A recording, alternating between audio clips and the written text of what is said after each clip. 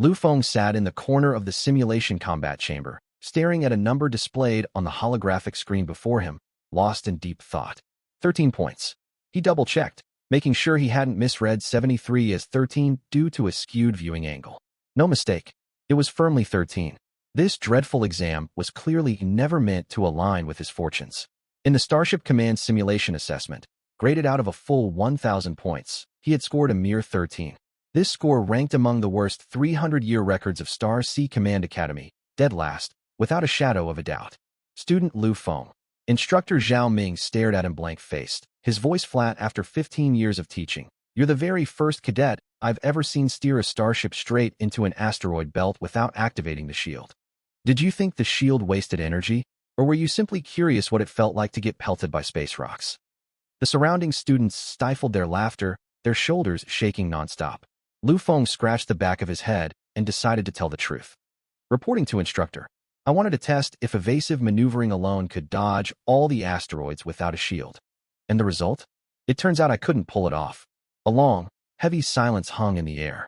Zhao Ming drew a deep breath, struggling to contain the frustration surging inside him.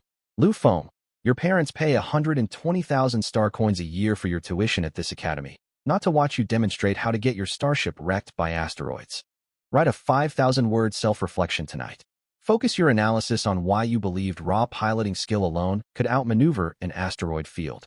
Yes, instructor. Lu Feng trundled dejectedly out of the simulation chamber, snickers trailing behind him. There he goes again. Dead last on every assessment. How even did he get admitted here? He barely scraped through the entrance exam. Word has it. The admissions office pulled strings for him because his father's an acquaintance. A Nepo baby through and through. With skill this poor, he'll struggle just to graduate. Never mind become a starship captain someday. Lu Feng pretended not to hear the whispers and quickened his pace away from the teaching building. He returned to his 4-person dormitory and flopped face first onto his bed. The other 3 bunks were spotless, stripped bare of even bed linens.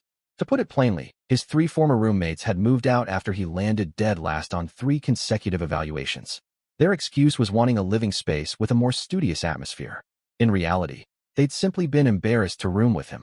Lu Feng rolled onto his back and stared blankly at the ceiling. He couldn't wrap his head around it himself. He'd memorized every textbook cover to cover and attended every lecture faithfully, yet his hands turned clumsy the second he stepped into a simulation cockpit. Other cadets guided their starships with effortless fluidity. Every command he issued felt like fumbling through a game he'd never touched before. Am I just fundamentally unsuited to captain starships? He muttered to himself. Why did Dad sink all this money into sending me here? I could have stayed home to run his 3 corporations instead. As he wallowed in self-pity, the dormitory door suddenly swung wide open. A stocky figure barreled inside at an absurdly fast speed, the fat on his cheeks jiggling wildly from momentum like gelatin set atop a vibrating platform. Lu Feng, have you heard the news? This was Wang Hao, his only friend. Though his old roommates had abandoned him, Wang Hao lived in the neighboring dorm and had somehow clicked with Lu Feng, forming his sole social connection within the academy. Heard what? Lu Feng mumbled listlessly. The Imperial military's coming to the academy to select trainee captains. Wang Hao's face flushed bright with excitement. 10 cadets will be chosen from each grade to intern aboard real military starships. Stand out during training, and you'll be commissioned as a 2nd lieutenant straight after graduation. Lu Feng sat bolt upright. Is that genuine? Would I lie to you? Official notices went up this morning. Preliminary selection starts tomorrow. Wang Hao's shadow clapped him hard on the shoulder. Buddy, this is your golden shot to turn everything around. If you get picked, you'll be an official Imperial officer. Lu Feng thought back to his 13-point simulation score and sank back onto the mattress. Forget it. I'd only embarrass myself if I tried out. How can you lack any ambition at all? Wang Hao groaned in exasperation. What if luck swings your way? What if the examiners overlook your poor performance for once? You're the one with terrible eyesight, not them. I'm talking hypothetically. What if they walked into the assessment hall with terrible vision and can't tell average cadets apart from those with weaker aptitude? Then you'd stand a chance. Lu Feng pulled his blanket over his head, unwilling to keep discussing the subject. Wang Hao lingered beside his bed for another 2 minutes, rambling on about chasing dreams and pointing out how their classmate Zhang Wei had climbed to mid-tier rankings that semester. When it became clear Lu Feng intended to hide away, Wang Hao sighed and left. Silence settled over the dorm once more.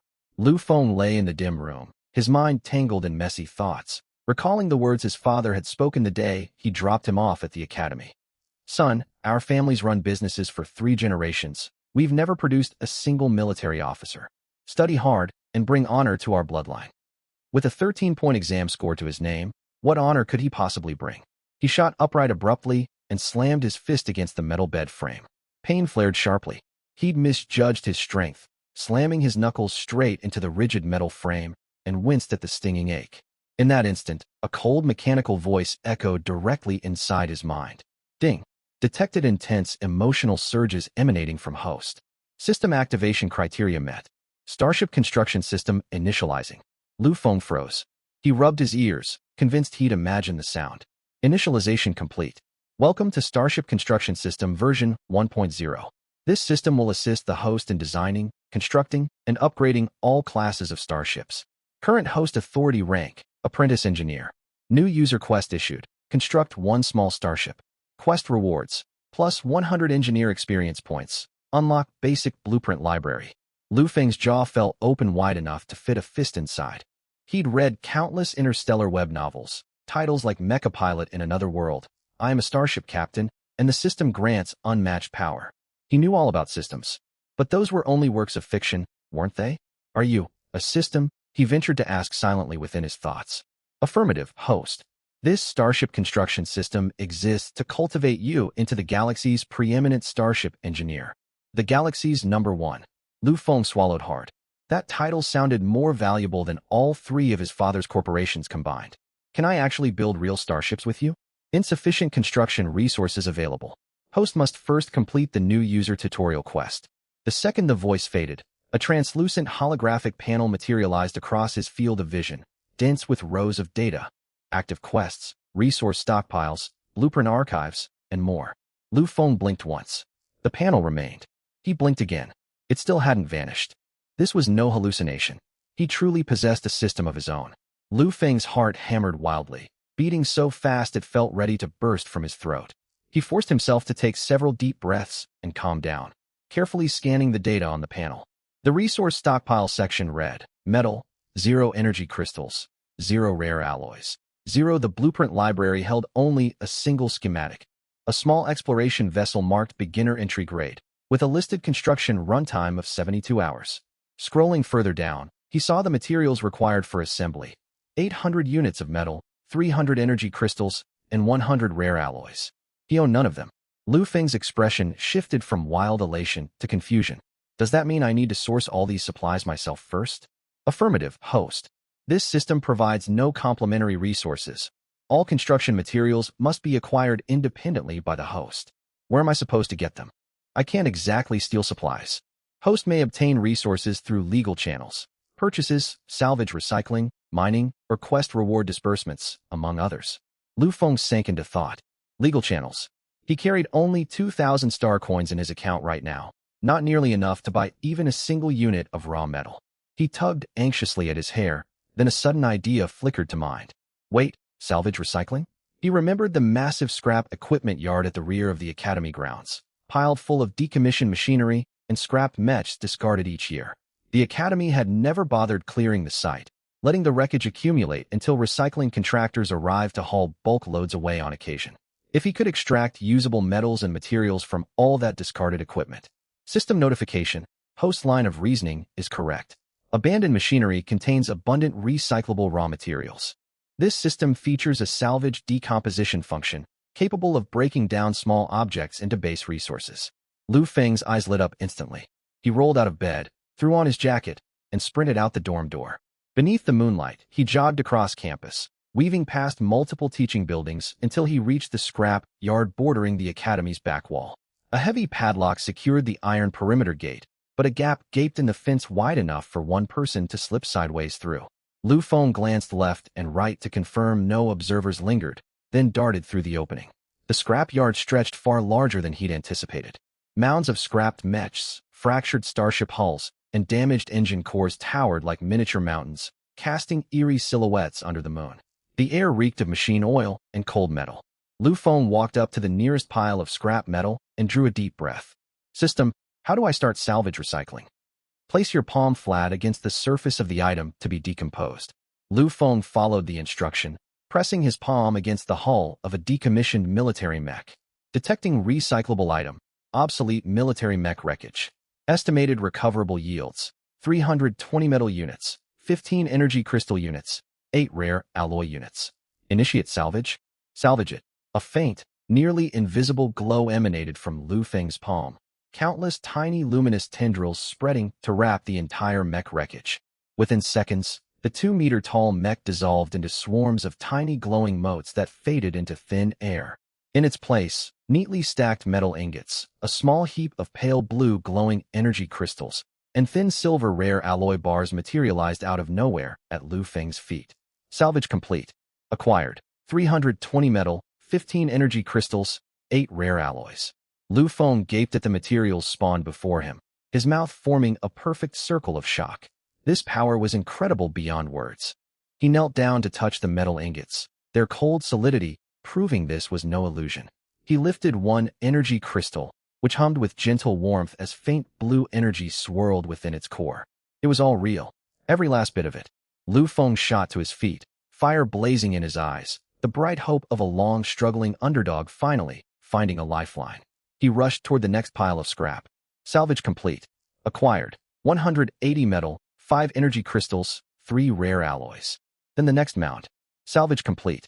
Acquired. 250 metal, 8 energy crystals, 2 rare alloys. He moved on to another stack.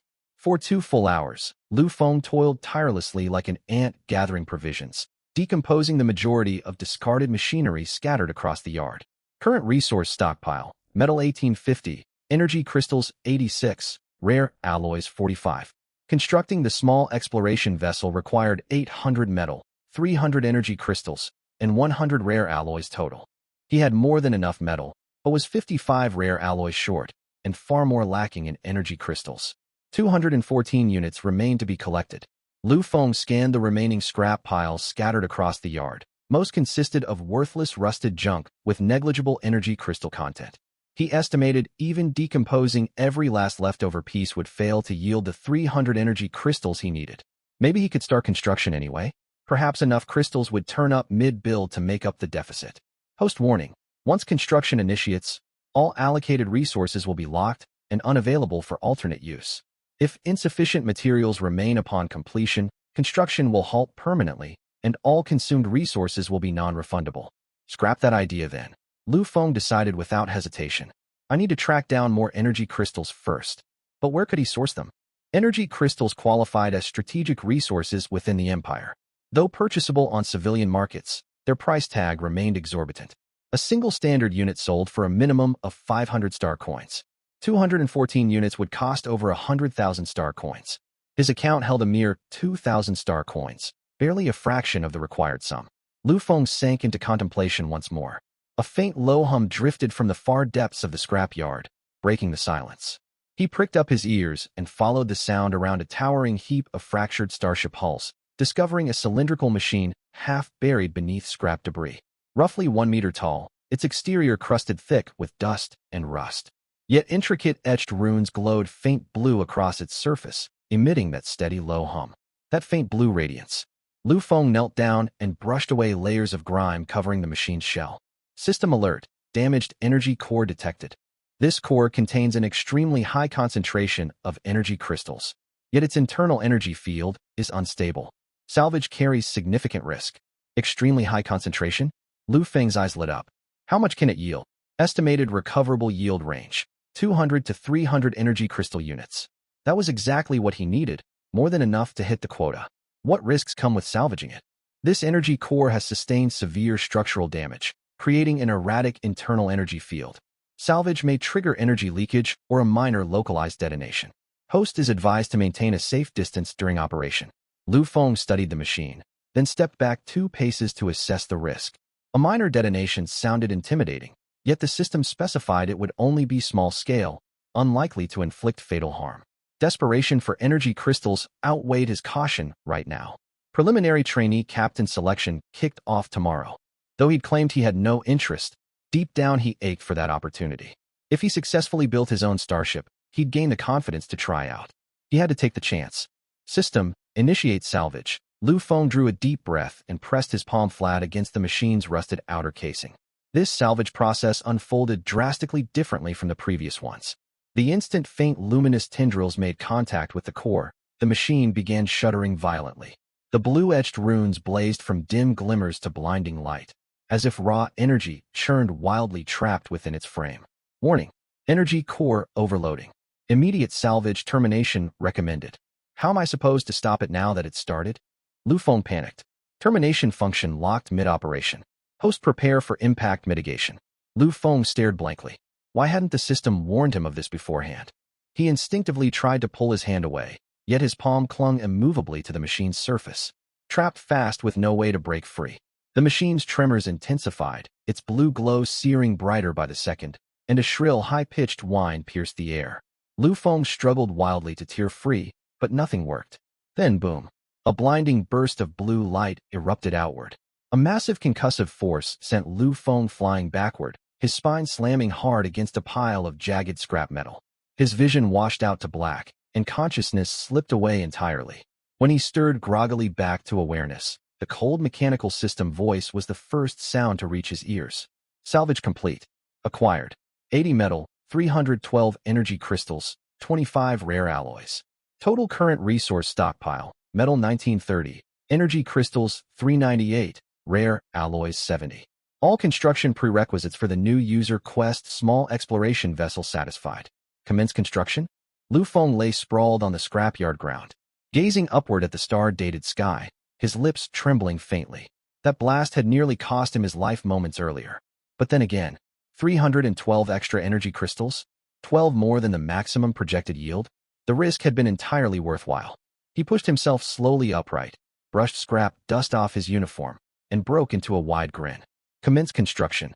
Starship construction initiated. Estimated completion runtime: 72 hours. Please await progress patiently, host. Lu Feng stared at the countdown progress bar ticking across his holographic panel, a surge of unprecedented pride swelling in his chest. In 3 days' time, he would be the only cadet at Star Sea Command Academy in possession of a privately built starship. Who cared about a 13-point simulation score, or ranking dead last in his cohort? Once his starship finished construction, no one would dare look down on him ever again. Lu Feng hummed a cheerful tune as he climbed back through the fence gap and slipped unobserved into his dormitory. He had no idea the minor energy detonation's powerful shockwave had already been picked up by the Academy's global detection network. Lu Feng was jolted awake by frantic pounding on his dorm door.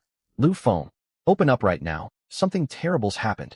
Wang Hao's voice echoed from the hallway, thick with obvious alarm. Lu Feng dragged himself sleepily out of bed and glanced at the wall chronometer. 6:30 in the morning. He'd stumbled back to the dorm past 2 in the morning the previous night, managing barely over 4 hours of rest total. He rubbed bleary eyes and unlocked the door, and Wang Hao stumbled forward, nearly tripping over the threshold. What's the emergency? Did a fire break out? No fire, but this is far worse. Wang Hao's face drained pale. An unexplained detonation went off in the scrap yard behind the academy last night, wiping out nearly half the pile of wreckage. Lu Feng's drowsiness vanished in an instant. What did you say? I only heard word this morning. Wang Hao lowered his voice to a hushed whisper. Reports claimed the blast carried enough force to register on the Academy's sensor array. The Academic Affairs Division's launching a full investigation right now, suspecting someone snuck into the yard to conduct unauthorized hazardous experiments. Lu Feng's heart skipped a beat, though he forced his features to remain calm. What does this have to do with me? I never set foot near that yard. I came to warn you. Wang Hao patted his shoulders sympathetically. I know you've been short on star coins lately, and I worried you might have snuck in to sell scrap metal for quick cash. Getting caught would spell serious trouble. Do you honestly think I'd do something like that? Honestly, yes. Get lost. After Wang Hao departed, Lu Feng closed the dorm door and leaned his back against the wooden panel, his heart hammering relentlessly against his ribs. It's all over, half the scrapyard's gone. He'd broken down tons of junk yesterday, yet piles of scrap metal still remained. There was no way the blast could wipe out half the yard. Could the detonation have happened when he extracted the energy core at the end? Lu Feng quickly pulled up his system panel in his mind. The construction progress bar read, building in progress, time remaining, 67 hours, 23 minutes. He checked the resource consumption log next.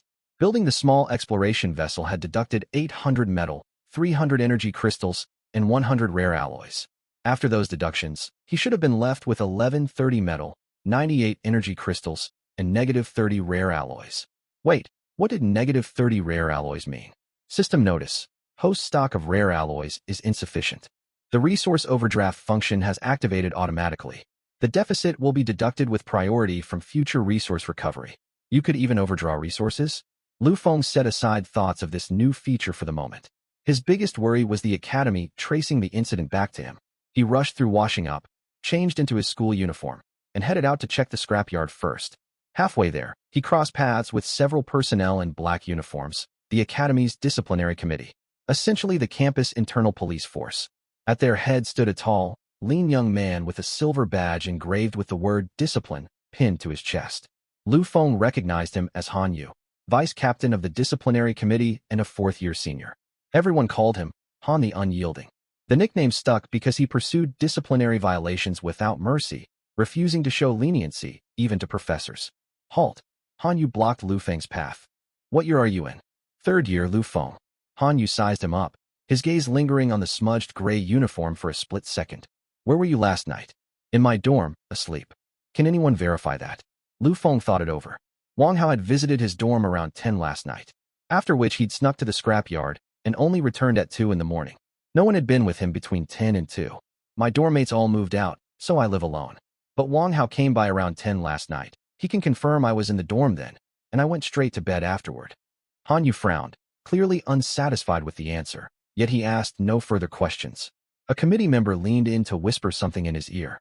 Han Yu shot Lu Feng a glance, then led his team away. Lu Feng let out a quiet breath of relief, secretly thankful he'd left the scrap yard early enough to avoid being spotted. He continued forward and soon spotted cordons strung up around the scrapyard.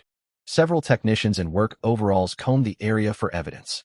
A crater roughly 10 meters wide gaped in the yard's center, shards of scrap metal scattered everywhere, blown outward by the blast wave. The explosion had indeed been massive. Lu Feng's nerves prickled with unease, but he maintained a casual outward demeanor.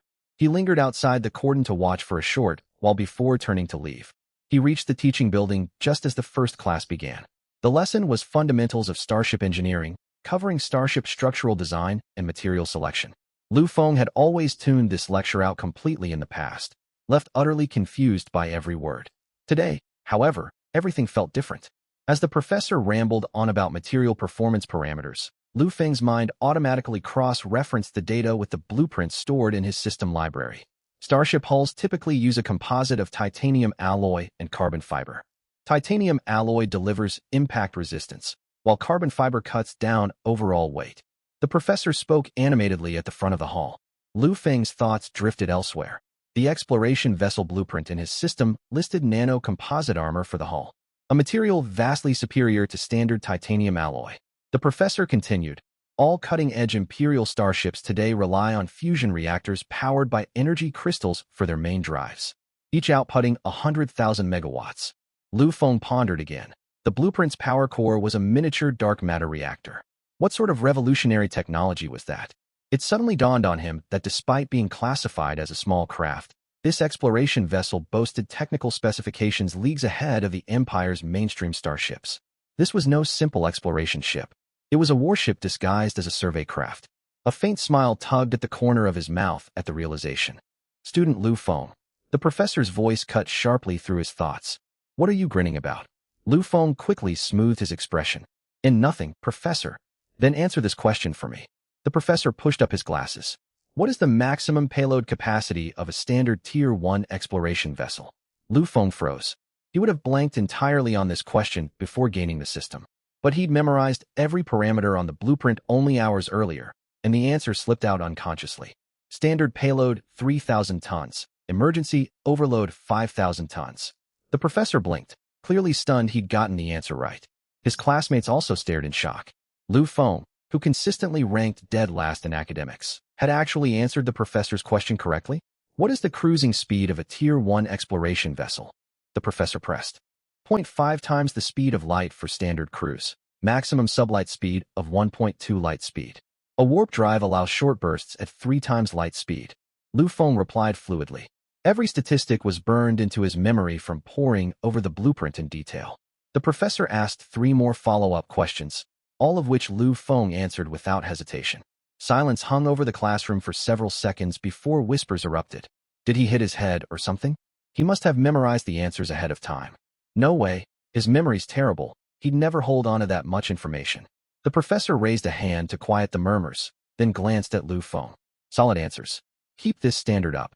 Lu Feng sank back into his seat, lightheaded with elation. The feeling was incredible. He'd always been invisible in class, had bowed to avoid being called on by instructors. Today, he'd not only nailed every question but earned praise from the professor. For the next 2 days, Lu Feng kept a low profile and avoided the scrap yard entirely. Fortunately, the academy's investigation stalled out. The disciplinary committee closed the case with a conclusion that aged equipment inside the yard had spontaneously combusted, triggering the blast. No casualties or signs of intentional sabotage were found. By dusk on the 3rd day, the progress bar on his system panel finally filled completely. Construction complete. Congratulations, host, on completing the construction of the Morning Star small exploration vessel. This entry-level starship comes equipped with basic navigation, sensor, and combat functionality. Ideal for novice engineers. Retrieve starship now? Lu Feng stood at his dorm window, watching twilight swallow the sky, and drew a deep breath. Retrieve the starship? That was impossible. The craft was enormous. There was no room for it inside his dorm room. The starship will be stored in compressed form within system storage. You may summon and deploy it at any time. Current storage slot, Storage Bay 1. Lu Feng's eyes widened.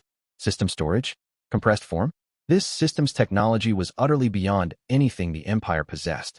He paced frantically back and forth across his dorm, itching to summon the vessel and lay eyes on it immediately.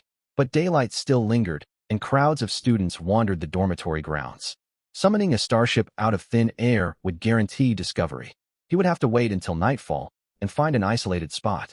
Lu Feng recalled an empty stretch of wasteland outside the academy campus, rarely visited by anyone. Deploying the ship, there should be safe.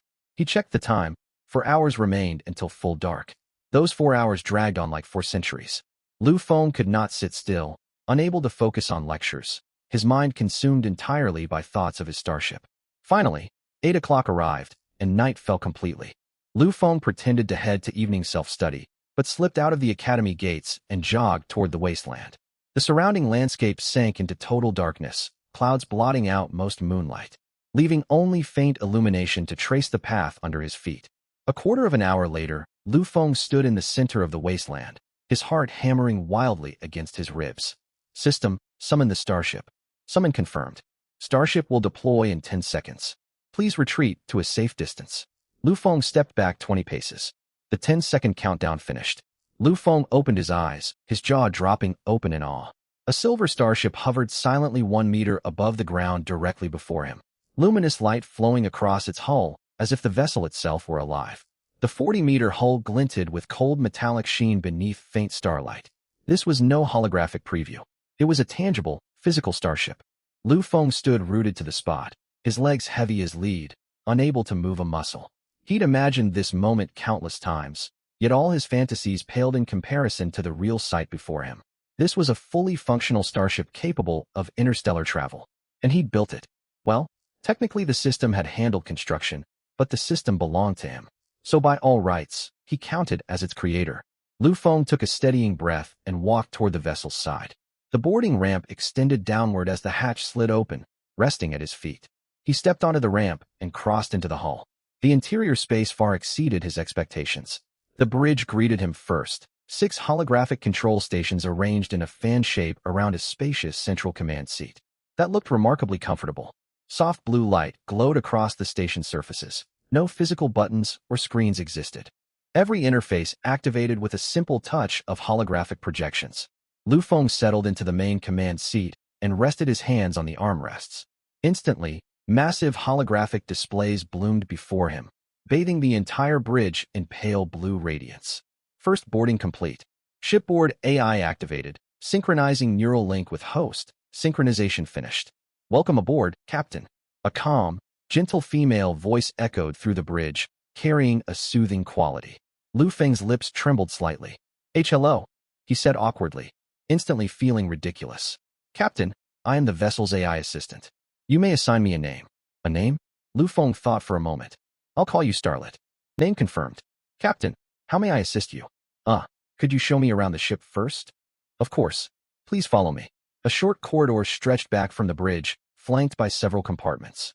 The first was the living quarters, fitted with a compact kitchenette, washroom, and 4 sleeper pods. Though the pods were compact, they contained every essential amenity: beds, storage lockers, ventilation systems, and even tiny observation viewports. Lu Feng climbed into one pod to test the mattress. It offered firm, comfortable support. Further down the corridor lay the cargo hold, roughly 50 square meters of empty, unoccupied space. How much cargo can this hold? Lu Feng asked. Standard payload 2,000 tons, emergency overload 3,500 tons. Lu Feng nearly bit his tongue in shock. 2,000 tons? A 40-meter craft capable of hauling 2,000 tons of cargo. That was double the load capacity of standard Imperial transport vessels. How is that possible? The hold's only 50 square meters of visible space. The Morningstar's cargo hold utilizes fold space technology, creating an internal volume vastly larger than the external hull dimensions suggest. The hold's effective internal capacity totals 5,000 cubic meters, sufficient for most transport assignments. Fold space technology. Lu Feng drew a deep breath, struggling to process the groundbreaking concept. In short, the ship appeared small on the outside, yet contained far more space within its hull. He briefly wondered how revolutionary this technology would be for construction and housing, then pushed the thought aside. He returned to the bridge and sank back into the command seat. Staring at the dense array of holographic interfaces, a sudden, awkward realization hit him. He had no idea how to pilot a starship. His abysmal simulation exam score of 13 spoke volumes. He could barely operate a training simulator, let alone a real starship. Flying this thing would be a lethal mistake. System notice. This vessel features AI-assisted piloting to handle all basic navigation operations. The system will also unlock a complete starship piloting training course for the host. Completion is highly recommended. Lu Feng exhaled in relief, having completely forgotten this feature. Starlet, take me on a short test flight nearby. Just low hover to start. Understood, Captain. Dozens of readouts flickered across the main forward display on the bridge. A faint, subtle vibration rumbled beneath the command seat, comparable to a phone vibrating in one's pocket. Through the viewport, he watched the ground slowly recede. The starship was ascending. Lu Feng gripped the armrests tightly, his knuckles whitening. The vessel climbed to 50 meters altitude and held a steady hover. The AI then guided him through basic flight maneuvers: forward, reverse, port turn, starboard turn, ascent, descent. Lu Feng fumbled clumsily with the holographic controls, yet the AI instantly corrected every misstep he made. Half an hour later, he could smoothly guide the ship to trace a figure-8 pattern in the air. The loops were lopsided and misshapen, resembling 2 warped potatoes. But for someone who scored only 13 on flight simulations, it qualified as a miracle. Lu Feng landed the starship back in the wasteland, slumping against the seat and staring up at the bridge ceiling with a wide grin. He truly owned a starship. Not a simulation, not a dream, a genuine, functional interstellar vessel. At that moment, a new system alert popped into view. New mission unlocked. Recruit crew members. Mission briefing. A starship requires a coordinated team to unlock its full potential. Recruit at least 1 crew member to complete your maiden interstellar voyage together. Mission reward. Plus 100 engineer experience points. Unlock new blueprint. Multifunction maintenance robot. Mission tip. Seek suitable candidates within the academy, prioritizing skilled, trustworthy fellow students. Lu Feng stared at the mission prompt, lost in contemplation. Recruit crew members? He had very few acquaintances, and even fewer people he could fully trust. Wang Hao was reliable enough, but the overweight boy majored in logistics management with zero expertise in starship operation. Recruiting him would be nothing more than bringing along a morale companion. As for his other classmates, they'd all avoided him when his exam scores hit rock bottom. If he marched up now and claimed he owned a starship, inviting them to join his crew, they would dismiss him as delusional. Lu Feng rubbed his temples and resolved to set the problem aside for now. Every hurdle finds a way to pass, and every ship will cross the bridge when it arrives. He recalled the starship into system storage. A flash of white light erased the 40-meter craft entirely, leaving no trace it had ever existed. He then trekked back to the academy beneath the moonlight. The next morning, Wang Hao's thunderous shout jolted Lu Feng awake. Lu Feng, get up right now. Lu Feng blinked groggily, opened his eyes to find Wang Hao's face inches from his own, his small eyes blown wide with shock. What's wrong? Lu Feng pushed him away. Do you know what today is? Wang Hao bounced excitedly on the spot. Reserve Captain Selection Preliminary Trials. All third-year and higher students are required to participate. Lu Feng paused as the memory clicked into place.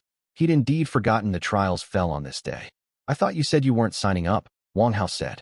I saw you sneaking around these past few days and figured you'd changed your mind, so I didn't knock earlier. But I just checked the notice board. All third years must attend, and absence counts as a disciplinary infraction. Lu Feng fell silent. He dragged himself out of bed without protest, rushed through a quick wash, and followed Wang Hao toward the assessment center. A massive crowd of hundreds of students lined up outside the facility, chattering amongst themselves. Lu Feng lingered at the end of the queue, glancing around idly. That was when he spotted her. A girl in standard school uniform stood before the notice board at the front of the line, tilting her head upward to read the posted announcements. Her sharp, delicate side profile paired with fair, translucent skin, long black hair tied back simply with a fabric hair tie. Countless students stole glances at her, both boys and girls alike. It was not without reason. Her beauty was extraordinary. Every feature of her face seemed crafted with meticulous care by a master painter, her proportions perfectly balanced. Everyone nearby automatically kept a 1-meter distance from her, not out of dislike, but because her imposing aura made others hesitant to draw near. Lu Feng recognized her instantly. Lin Ruoxue, top student of the third-year cohort, undisputed academy beauty. Her academic grades were unparalleled, and her appearance equally stunning. She seemed blessed with every favorable trait imaginable. Word spread that her Starship Command Simulation exam score hit 998 out of 1,000, merely 2 points short of perfection. The 2 points deducted were purely because the instructor thought her performance was too flawless to feel authentic. Lu Feng glanced at her, then thought about his own measly 13 points, and silently looked away. The gap between people could sometimes be wider than the divide between humans and beasts. Assessments were held in batches by grade level.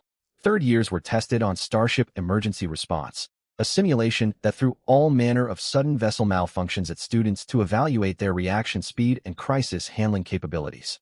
Lu Feng sat in the waiting area, watching his classmates file in and out of the testing room, each bearing a distinct expression. Some looked utterly relaxed, others dejected, and a few emerged in tears. Next, Lu Feng. Lu Feng drew a deep breath and stepped into the assessment chamber. The room was modest in size, with a holographic simulation pod centered in the space. Instructor Zhao Ming stood beside it, holding a data tablet. A faint frown tugged at Zhao Ming's brows the moment he saw Lu Feng enter. This consistent bottom-of-the-class student had clearly left a deep impression on him. Get inside, Zhao Ming nodded toward the pod. Scenarios generate randomly. Just follow the on-screen prompts to operate. Lu Feng nodded, climbed into the pod, and settled into the seat. The hatch sealed shut, and holographic starfield visuals flickered to life. He found himself seated in a starship cockpit, endless stretches of starlight stretching out before the viewport. Simulation scenario loaded. The vessel has entered a minor asteroid belt. The starboard engine has sustained asteroid impact, cutting propulsion output by 30%. Immediate intervention required. Lu Feng stared at the strobing alarm lights and wall of warning text plastered across the interfaces, his mind momentarily going blank. What do I do?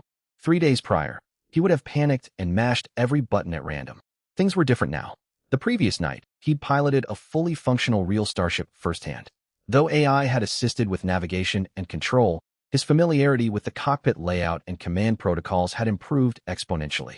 More importantly, the system's blueprint library held complete structural schematics for this simulated starship. The Empire's standard military starships shared core design parallels with the blueprints he'd pored over dozens of times these past few days, memorizing the layout and function of every onboard subsystem. Lu Feng's hand slid rapidly across the control console, pulling up the power grid interface. The starboard engine's output kept skyrocketing downward, its temperature spiking sharply, a clear sign of critical overload. If left unaddressed, the engine would suffer total permanent failure within 3 minutes. His gaze locked onto one control toggle, energy diversion. Redirect power from non-essential onboard systems to sustain the damaged starboard engine, while throttling its output to curb overheating. Lu Feng executed the sequence in swift, fluid motions. The starboard engine's temperature curve flattened out from its steep upward climb. The red emergency alarm lights faded to amber. Alert cleared. Engine parameters stabilized. Propulsion reduced to 65% of baseline. Vessel capable of continued travel. Lu Feng let out a long breath and wiped sweat from his forehead. The pod hatch slid open.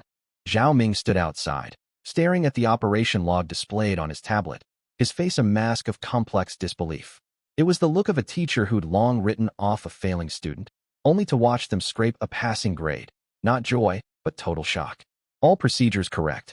Completion time, 14 seconds, Zhao Ming stated flatly. That's nearly a minute and 30 seconds faster than your last practice simulation.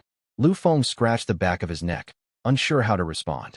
Zhao Ming shot him a glance, said nothing further, and jotted notes on his assessment form. You're dismissed. Send the next candidate in. The second Lu Feng stepped out of the testing wing, Wang Hao rushed over to greet him. How'd it go? Spill. Fine, I guess. Didn't let the asteroids tear the ship apart this time. That's exactly what you said last time, and then you crashed straight into the rock field. Can you not bring up past failures? Lu Feng had no idea what his flawless performance would signify when he walked out of the assessment room. He only knew he hadn't botched the test, unlike his previous attempt where he'd forgotten to raise the energy shield and steered the ship headlong into asteroids. To him, that alone counted as a win.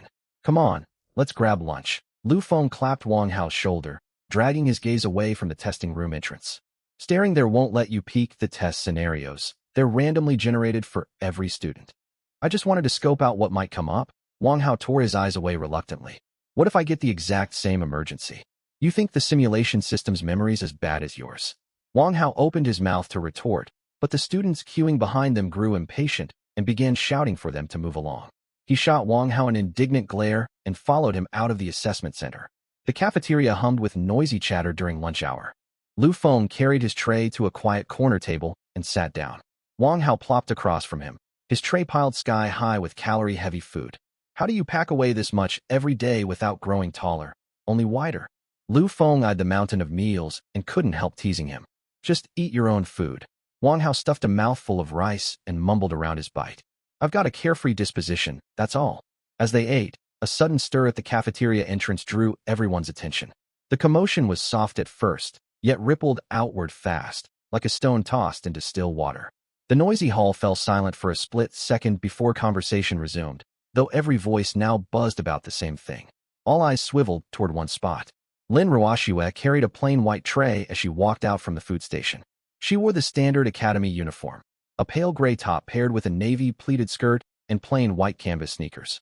The outfit looked unremarkable on anyone else, yet draped over her frame like high-end formal wear. It was not the clothes elevating her. She elevated the uniform.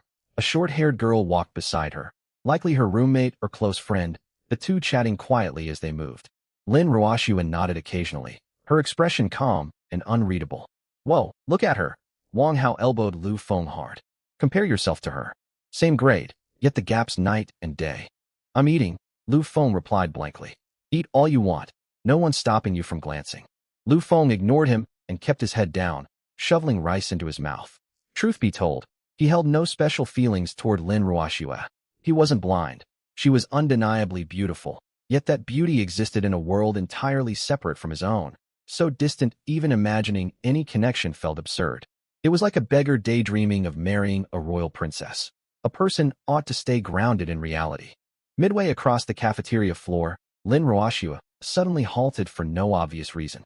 She tilted her head slightly, her gaze cutting through the crowd to lock onto Lu Feng sitting in the corner. She simply stared at him without moving. The atmosphere in the cafeteria shifted subtly. Dozens of students caught the direction of her gaze, followed her line of sight, and spotted Lu Feng hunched over his meal in the back corner. The class dead last? The top-ranked student is watching the worst performer in the grade? Lu Feng felt the surrounding air grow unnervingly quiet. He lifted his head and met Lin Ruoxue's eyes. Their gazes crossed for less than a second before he ducked his head again, a twinge of unease prickling his spine. Why is she looking at me? Is there rice stuck to my face? Lin Ruoxue's lips twitched faintly, as if she'd meant to say something. Then she looked away and carried her tray forward as if nothing had happened. Whoa, whoa, whoa. Wang Hao's chopsticks clattered onto the table. She just looked at you. She really did. I saw it. Pick up your chopsticks already. Lin Ruoxue looked at you. The number one student, the legendary ice beauty who never spares boys a single glance. She stared at you for at least 3 whole seconds. Wang Hao's face flushed with excitement. Spill it. Did you sneak around and do something I don't know about? What could I possibly have done? Lu Feng sighed helplessly. I just finished my assessment 10 minutes ago. Then why was she staring at you? Your guess is as good as mine. Maybe her eyesight took a sudden turn for the worse, and she mistook me for someone else. Wang Hao shot him a look that clearly said he thought Lu Feng was making a fool of him, yet he dropped the line of questioning. He knew Lu Feng was telling the truth. On paper, Lu Feng had nothing that would draw Lin Ruoxue's attention. But Lu Feng knew better. Lin Ruoxue's stare hadn't been random. The top student had likely set her sights on him now. A flicker of anxiety twisted his chest, though he kept his features neutral. His greatest advantage remained that no one knew he possessed a system. As long as that secret stayed hidden, he would remain just another failing student, overlooked by everyone. Now that people were starting to watch him, every small abnormal action risked exposing his secret. Trouble. Assessment scores were posted that same afternoon. Lu Feng hadn't rushed to check them. He'd figured scraping a passing mark would be the best he could hope for, making the results hardly worth a trip. Wang Hao disagreed, however, and dragged him bodily toward the score bulletin board. A dense crowd packed the wall, layered 3 deep. Lu Feng stood at the back, standing on tiptoes yet only seeing a sea of heads. Make way. Coming through, Wang Hao used his broad frame to carve a path through the throng. We're here to check test scores, move aside. Lu Feng trailed behind him, squeezing through until they reached the front of the board. Scores were sorted by grade and assessment type, with a separate sheet posted for third-year Starship emergency response results. Lu Feng's eyes scanned upward from the bottom of the list, a habit forged by years of seeing his name printed at the very end every time. This time, the lowest entry bore someone else's name. He moved up several more lines, still no Lu Feng. Further up, nothing. His heartbeat quickened. He kept climbing the rankings until he reached the top 5, and there his name appeared, sitting in second place. Lu Feng, 950 points. He froze. 950 points? Had he misread the board, or was the posting misprinted? He double-checked twice. The score was indeed 950, his name printed clearly in black ink on red paper, unmistakable. Holy hell! Wang Hao's shout echoed loud enough to draw the entire crowd's gaze. You scored 950? Is this really the Lu Feng I know? Every student surrounding them turned to stare. Lu Feng, the one who's always dead last. That can't be right. He only got 13 points on the last practice assessment. Maybe there's a mix-up, 2 students with the same name? Lu Feng himself suspected an error, yet the student ID printed beside the score matched his own. No mistake possible. Lu Feng, 950 points, second in the grade. Only one student ranked higher, Lin Ruoxue, with a perfect 990 points. A boy who'd scored 13 just days prior now stood at 950. Such a massive leap could never be explained away by simple hard work alone. The crowd parted to let them pass, not out of respect, but pure stunned disbelief. Lu Feng stood rooted where he was, feeling hundreds of eyes fix on him, filled with shock, doubt, confusion, and quiet envy. The whole moment felt surreal. Just a few days prior, he'd been the joke of the entire grade, mocked nonstop for his terrible grades. Today, he stood second in his cohort. It was merely a minor mid-term assessment, not the final year grading, nor the comprehensive graduation evaluation. Still, that 950-point score meant far more to Lu Feng than a number on paper. It proved the system granted him more than just the ability to construct starships. It had elevated his professional expertise to an entirely new tier. Let's head back. Lu Feng tapped the still-stunned Wang Hao's arm and turned to leave. Wait up for me. Wang Hao scrambled out of the crowd to catch up. Tell me the truth. Did you find some kind of shortcut to cheat the test? Lu Feng's footsteps paused. A shortcut, in a sense, he had. But that truth could never be spoken aloud. I just crammed nonstop before the exam. Lu Feng lied without hesitation. I read through the entire fundamentals of Starship engineering textbook once. Didn't expect it to make this much difference. A single book can jump your score from 13 to 950? Wang Hao's face showed total skepticism. That's only possible for natural geniuses like Lin Ruoxue. You're well what? Late bloomer? Wang Hao struggled to pick a complimentary phrase. Lu Feng smiled faintly and said nothing. He'd anticipated doubt over his score, though not this immediate a reaction. When he returned to the dormitory, a figure stood waiting outside his door. The person wore a tailored Navy uniform, a golden badge pinned to their chest, the insignia of the Academy's elite student corps. The elite corps only accepted the top-performing students across every major track of the Imperial Military Academy. Lu Feng recognized the boy, though they were barely acquaintances. Chen Xiao, third in their grade, the student who'd scored 920 points and ranked directly beneath Lu Feng on the results sheet. Chen Xiao cut a sharp, imposing figure with neat, defined features and a tall, rigid military stance, clearly raised in a military household. His background backed that impression. His father served as deputy commander of the Empire's Third Fleet, holding the rank of Major General, granting him prominent family standing. Lu Feng, Chen Xiao called out, his tone flat, no trace of emotion. Can I help you, Chen Xiao? Lu Feng nodded politely. I watched your full assessment recording. Chen Xiao got straight to the point. Your response speed and decision-making logic when handling the engine overload were far too polished to be last-minute luck. Lu Feng tensed with wariness. What are you getting at? I want to know who trained you. Instructor Zhao covered all this material in class, Lu Feng replied casually. The lessons did teach you to throttle output and reroute energy during engine overload, but no lecture covers completing the full sequence in 14 seconds flat. Chen Zhao's gaze sharpened, scrutinizing Lu Feng intently. Your operational workflow deviates from standard protocol, even cutting one unnecessary step out of the official emergency procedure. No student figures out that optimization without specialized tutoring. Lu Feng fell silent. He could never admit he'd copied the streamlined emergency response sequence straight from the system's blueprints. The simulated starship's power architecture shared near-identical design elements with one vessel schematic in his library, and he'd simply followed the blueprint's optimized crisis flow. No one taught me, Lu Feng stated firmly. I just guessed the right steps by chance. Guessed? Chen Xiao clearly refused to buy it. Yep, pure luck. You're free to disbelieve me all you want. They held each other's gaze for several seconds, a tense, unspoken tension hanging in the air. Chen Xiao was the first to look away. Believe whatever you want. But mark my words, the prospective captain selection process isn't decided by one single assessment. Later stages include live vessel piloting, physical fitness trials, and psychological evaluations, none of which you can bluff your way through. With that, he spun on his heel and strode off, his steps long and stiff, as if simmering with quiet frustration. Wang Hao stared at Chen Zhao's retreating back and muttered under his breath. What's his deal? Did he come all the way here just to warn you? Beats me. Lu Feng shook his head. Probably bitter I outranked him. Over one routine assessment. That seems petty. For him, it's everything. Lu Feng pushed open the dorm door and stepped inside. He's gunning for first place in the grade, and someone who's always dead last just stole second spot out from under him. Anyone would be upset. Fair point. Wang Hao followed him in and flopped down onto Lu Feng's bed. Still, you really just guessed all those steps? Something feels off about that story. Can't you be happy for me for once? Lu Feng retorted exasperatedly. I finally scored well for once, and everyone's lining up to question me. It's exhausting. Wang Hao opened his mouth to argue, then closed it again without speaking. Yet the way he looked at Lu Feng had shifted, filled with a newfound curiosity that hadn't existed before. It was 10 o'clock that night, and Lu Feng lay awake in bed, tossing and turning. The fleeting thrill of his high test score had faded, replaced by a quiet, gnawing unease.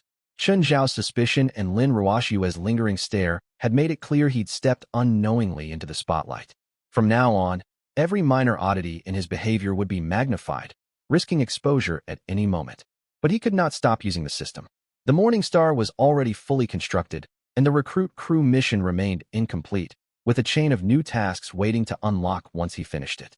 If he backed down out of fear of being discovered, the system's arrival would have been entirely wasted. Lu Feng summoned the system interface in his mind and checked his active mission. New mission, recruit starship crew, incomplete, reward unclaimed. He opened the blueprint library next. Beyond the small exploration craft schematic, the system had unlocked several new construction plans, multifunctional maintenance robots, basic mining drones, compact energy refining units.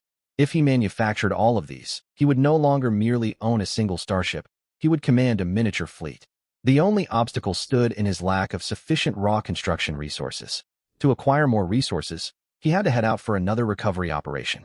But the storage yard was still under heavy guard, making it inaccessible for the time being. He would have to find another way. Lu Feng thought long and hard, and finally landed on a location: the abandoned satellite orbits outside the Academy. The Empire had countless obsolete satellites drifting in low planetary orbit, some dormant for decades, left unattended with no one to tend to them. If he could find a way up there and use his system to recycle those satellites, the resources he'd gain would far outstrip anything from the storage yard. Yet how would he reach orbit? He did own a starship, but taking it out into the open would draw far too much unwanted attention. Worse still, he barely knew a thing about orbital operations or specialized equipment maintenance. Even if he flew the starship up alone, there was no way he could handle the disassembly and recovery of all those aged satellites single-handedly. It simply wasn't feasible.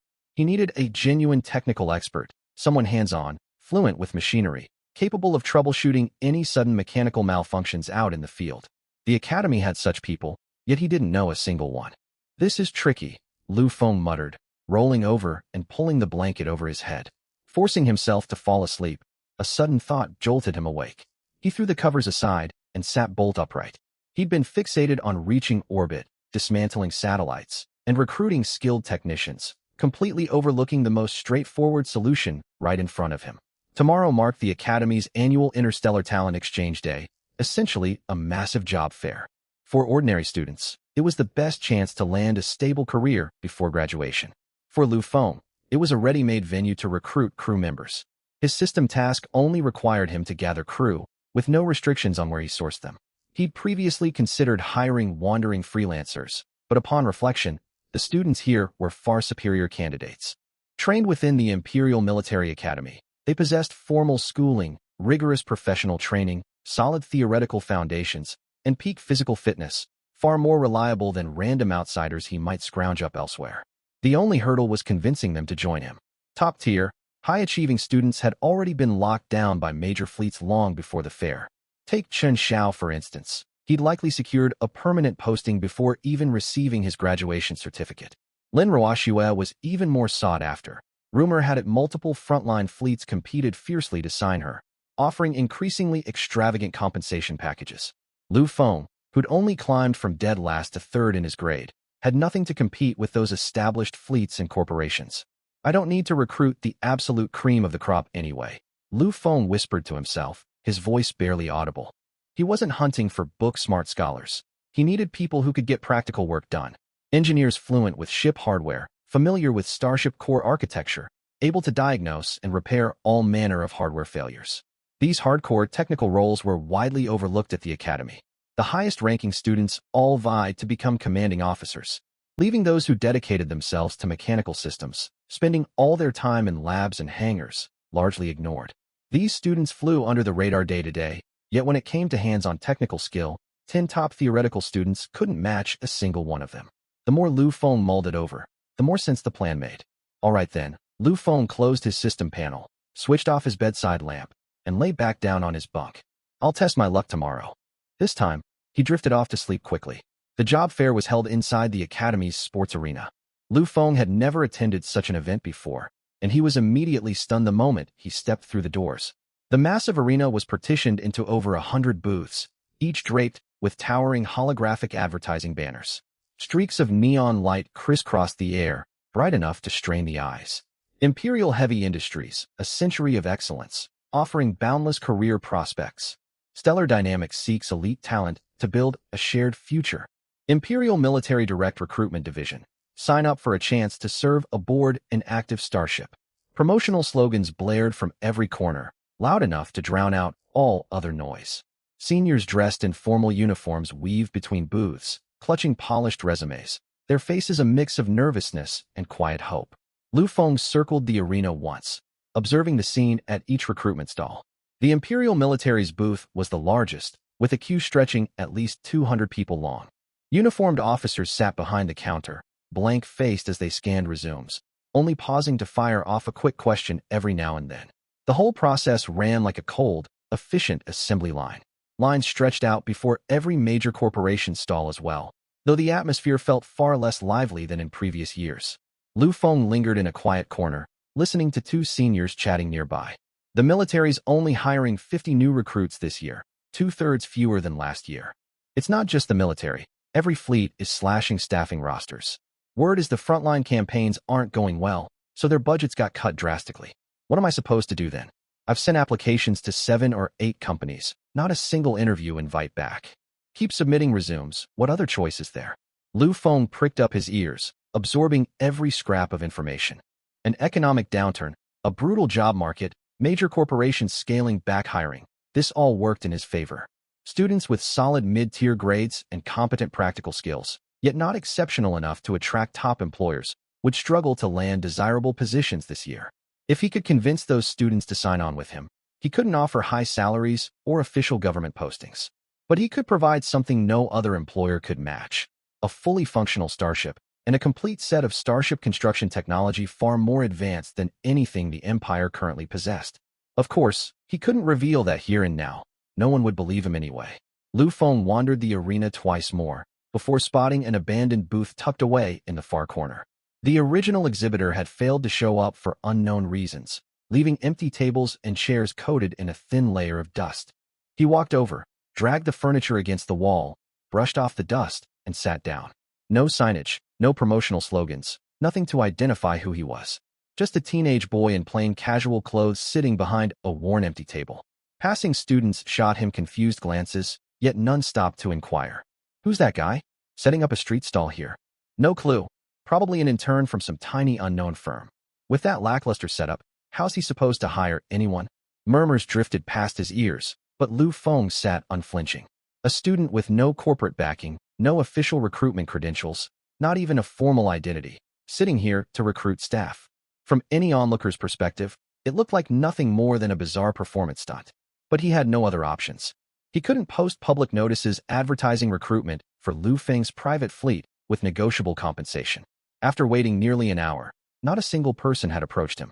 Lu Feng began to wonder if his plan had been far too naive. No banners, no company name, nothing to draw candidates. He was simply waiting blindly.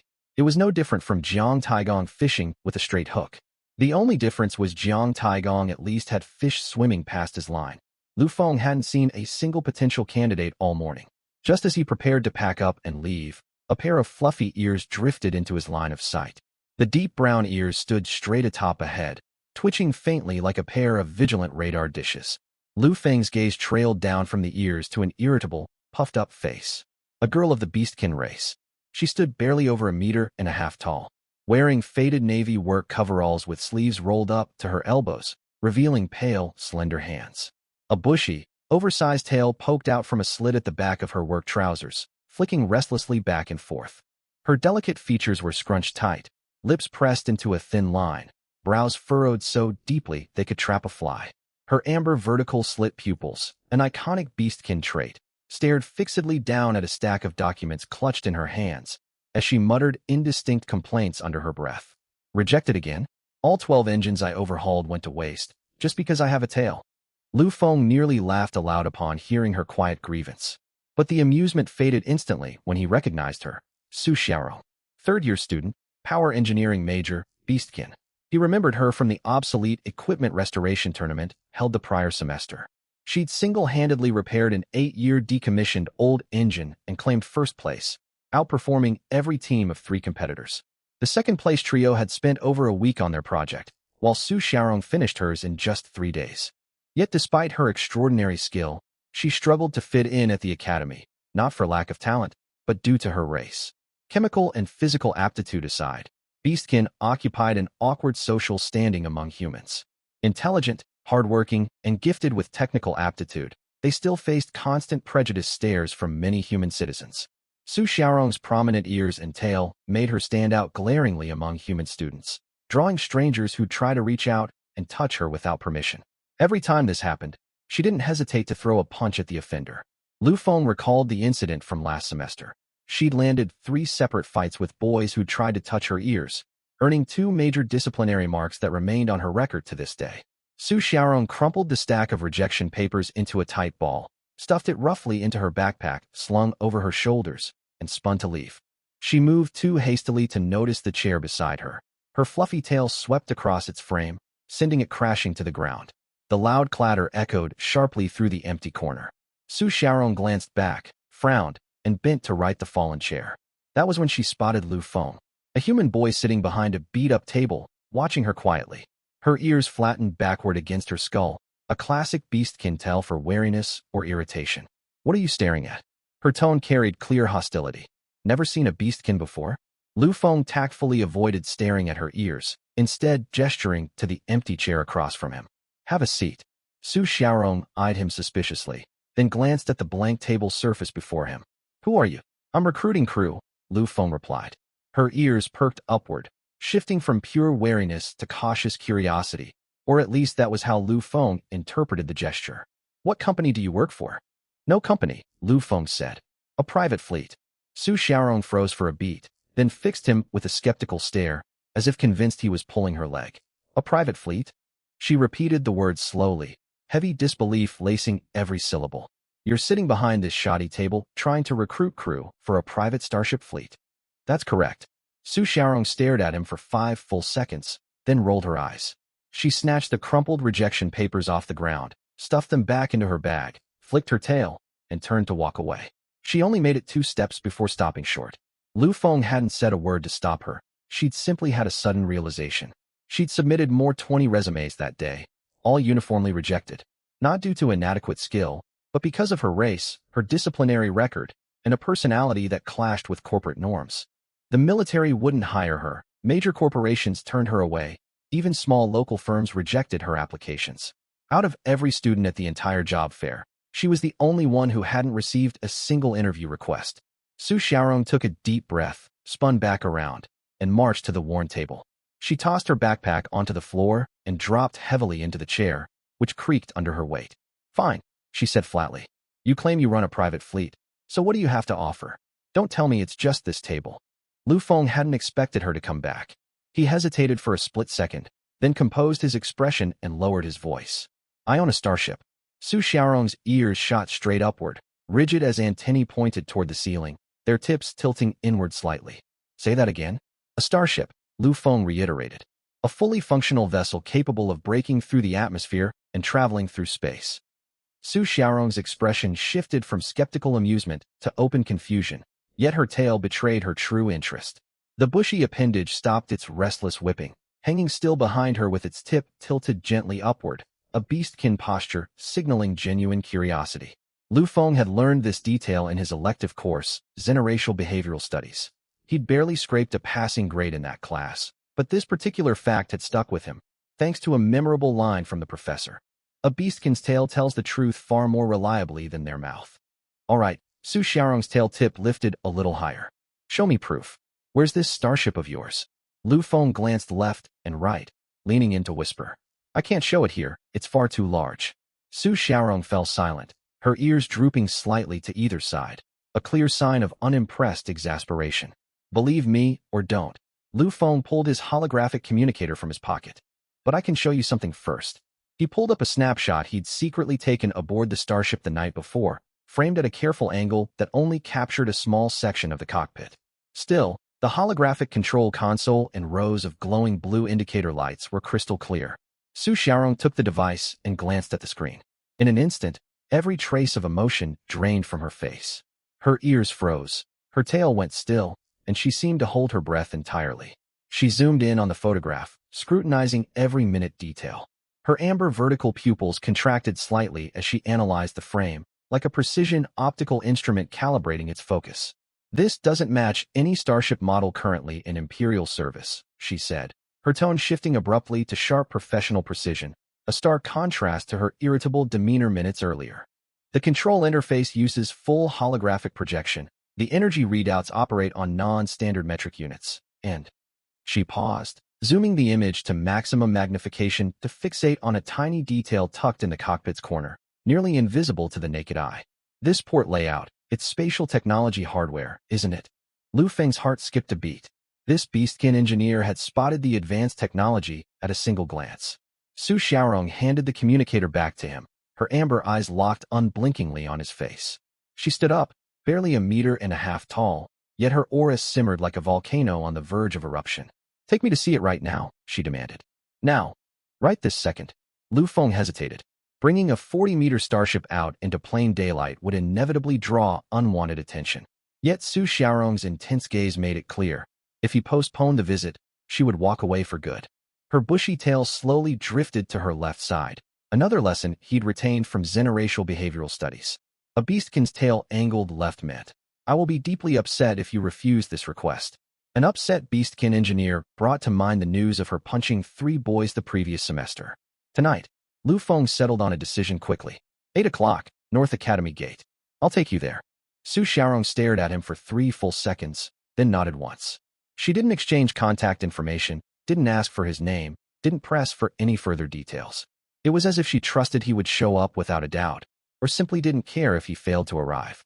She slung her backpack over one shoulder and turned to leave.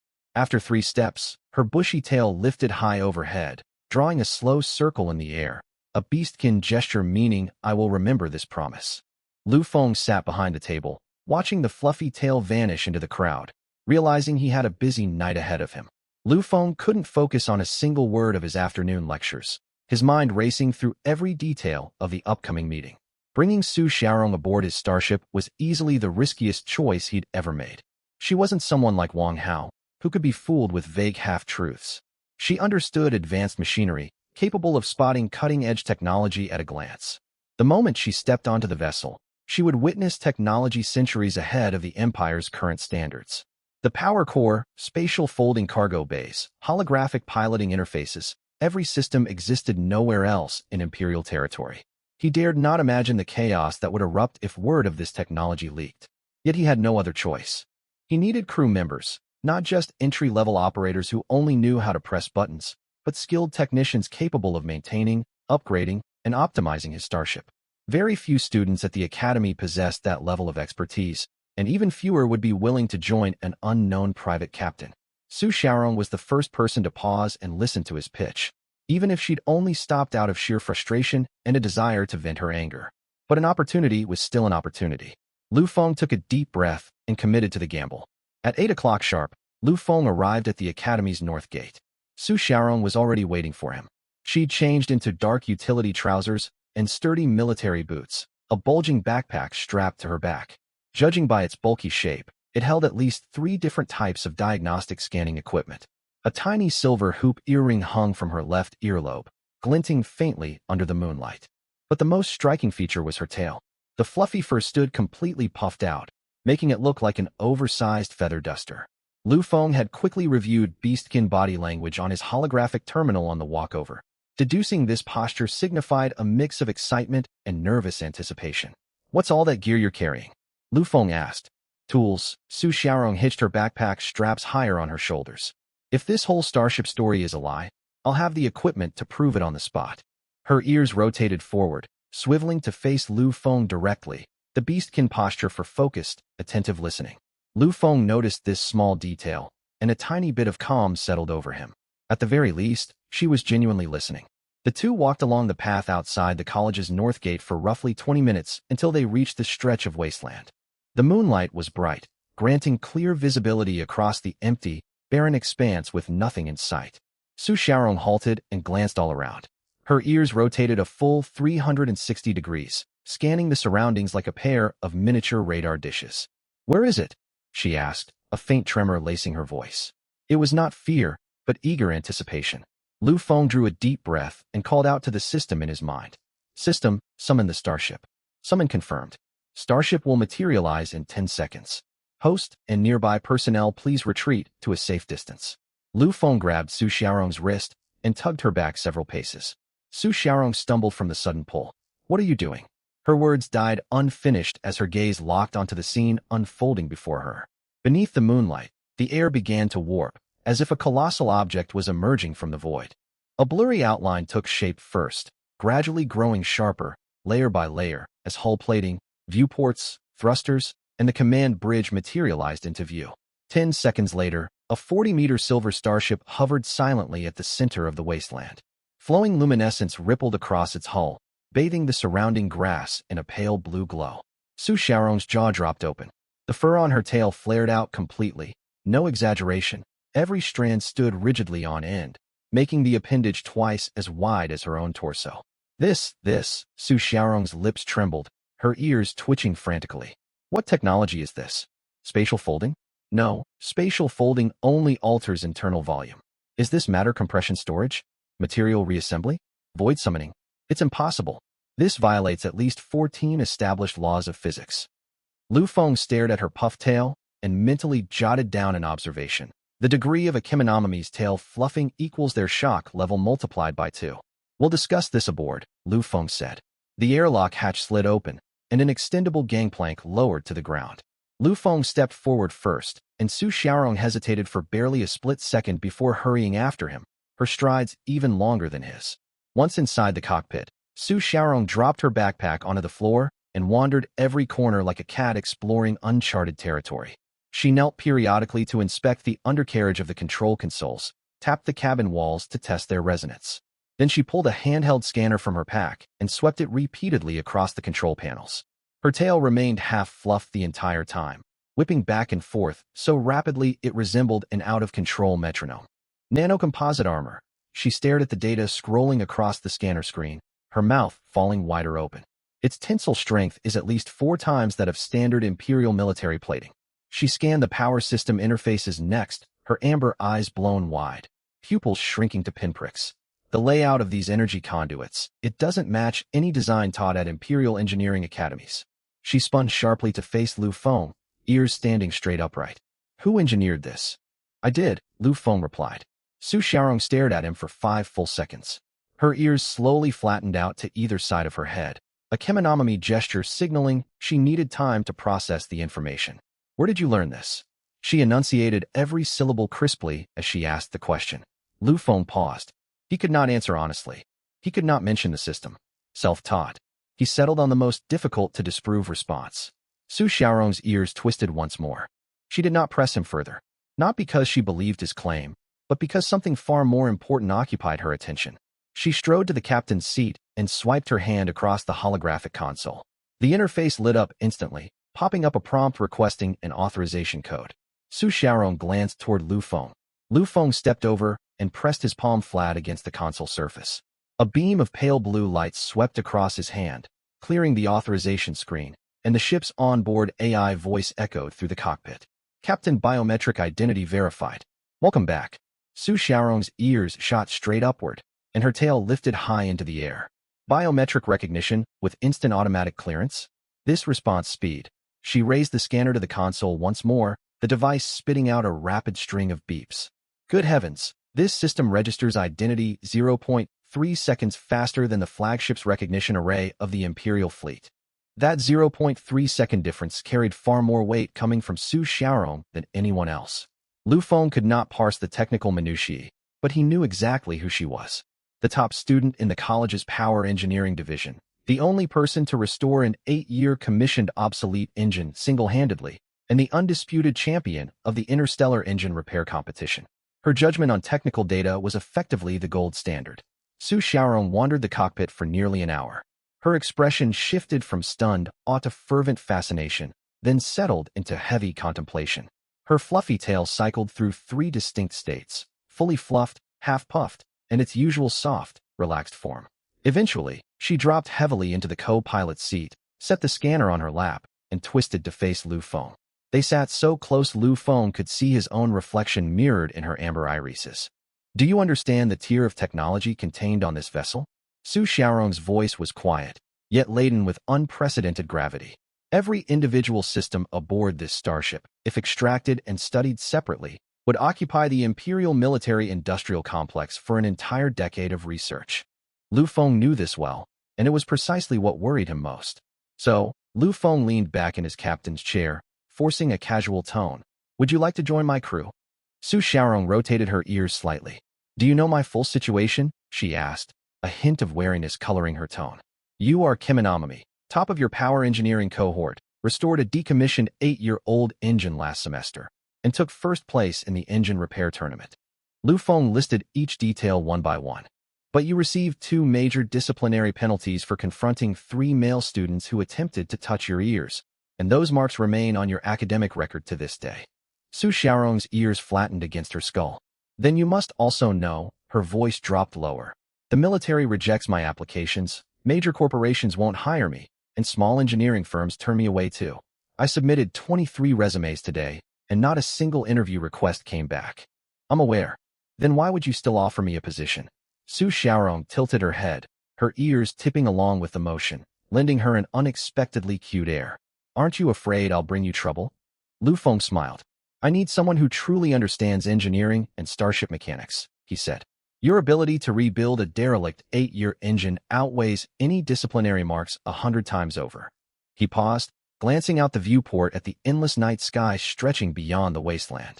Besides, the plans I have ahead require crew members who can deliver tangible results. Su Xiaorong studied him for a long stretch of time. Her fluffy tail slowly, steadily rose high behind her. Then she extended one hand toward him. My name is Su Xiaorong. She spoke with a solemnity Lu Feng had never heard from her before. Major in power engineering, specializing in Starship propulsion systems, minor in energy circuit design. I can overhaul 90% of all standard engine models on the market, and I can repair the remaining 10% if provided their blueprints. Lu Feng. Lu Feng clasped her outstretched hand. An amateur Starship designer and builder. Su Xiaorong's ears twitched sharply, the tip of her tail standing straight up. An amateur Starship designer? She repeated the phrase, her expression as if she'd just heard something utterly absurd. The technology aboard this vessel would occupy the Imperial Academy's senior researchers for their entire lifetimes. And you call yourself an amateur? What else would you call it? I'd call you a genius, Su Xiaorong pondered, rotating her ears once more. Even if you don't look the part. Thank you for your honesty. You're welcome. Their hands remained clasped. Su Xiaorong's tail arched high behind her, tracing slow, gentle circles through the air again and again, a traditional Kemonomy gesture signifying a formal agreement struck between two parties. Staring at that bushy tail, Lu Feng suddenly felt certain he had made the right gamble. System notification, crew recruitment mission progress updated. 1 crew member recruited. Next objective, complete the maiden interstellar voyage alongside your crew. Lu Feng glanced at the floating system panel, then dismissed it. Recruiting Su Xiaorong tonight had already been an unexpected stroke of good fortune. Su Xiaorong lingered in the co-pilot seat for so long Lu Feng thought she might have drifted off to sleep. But the faint, constant twitching of her tail, its tip looping small circles every few seconds, revealed her mind was racing at breakneck speed to process the mountain of technical data she had just absorbed. After a lengthy silence, she stood and brushed dust from her work trousers, her tail swaying loosely behind her. Take me up for a flight. Up. Lu Feng glanced out the viewport at the dark sky.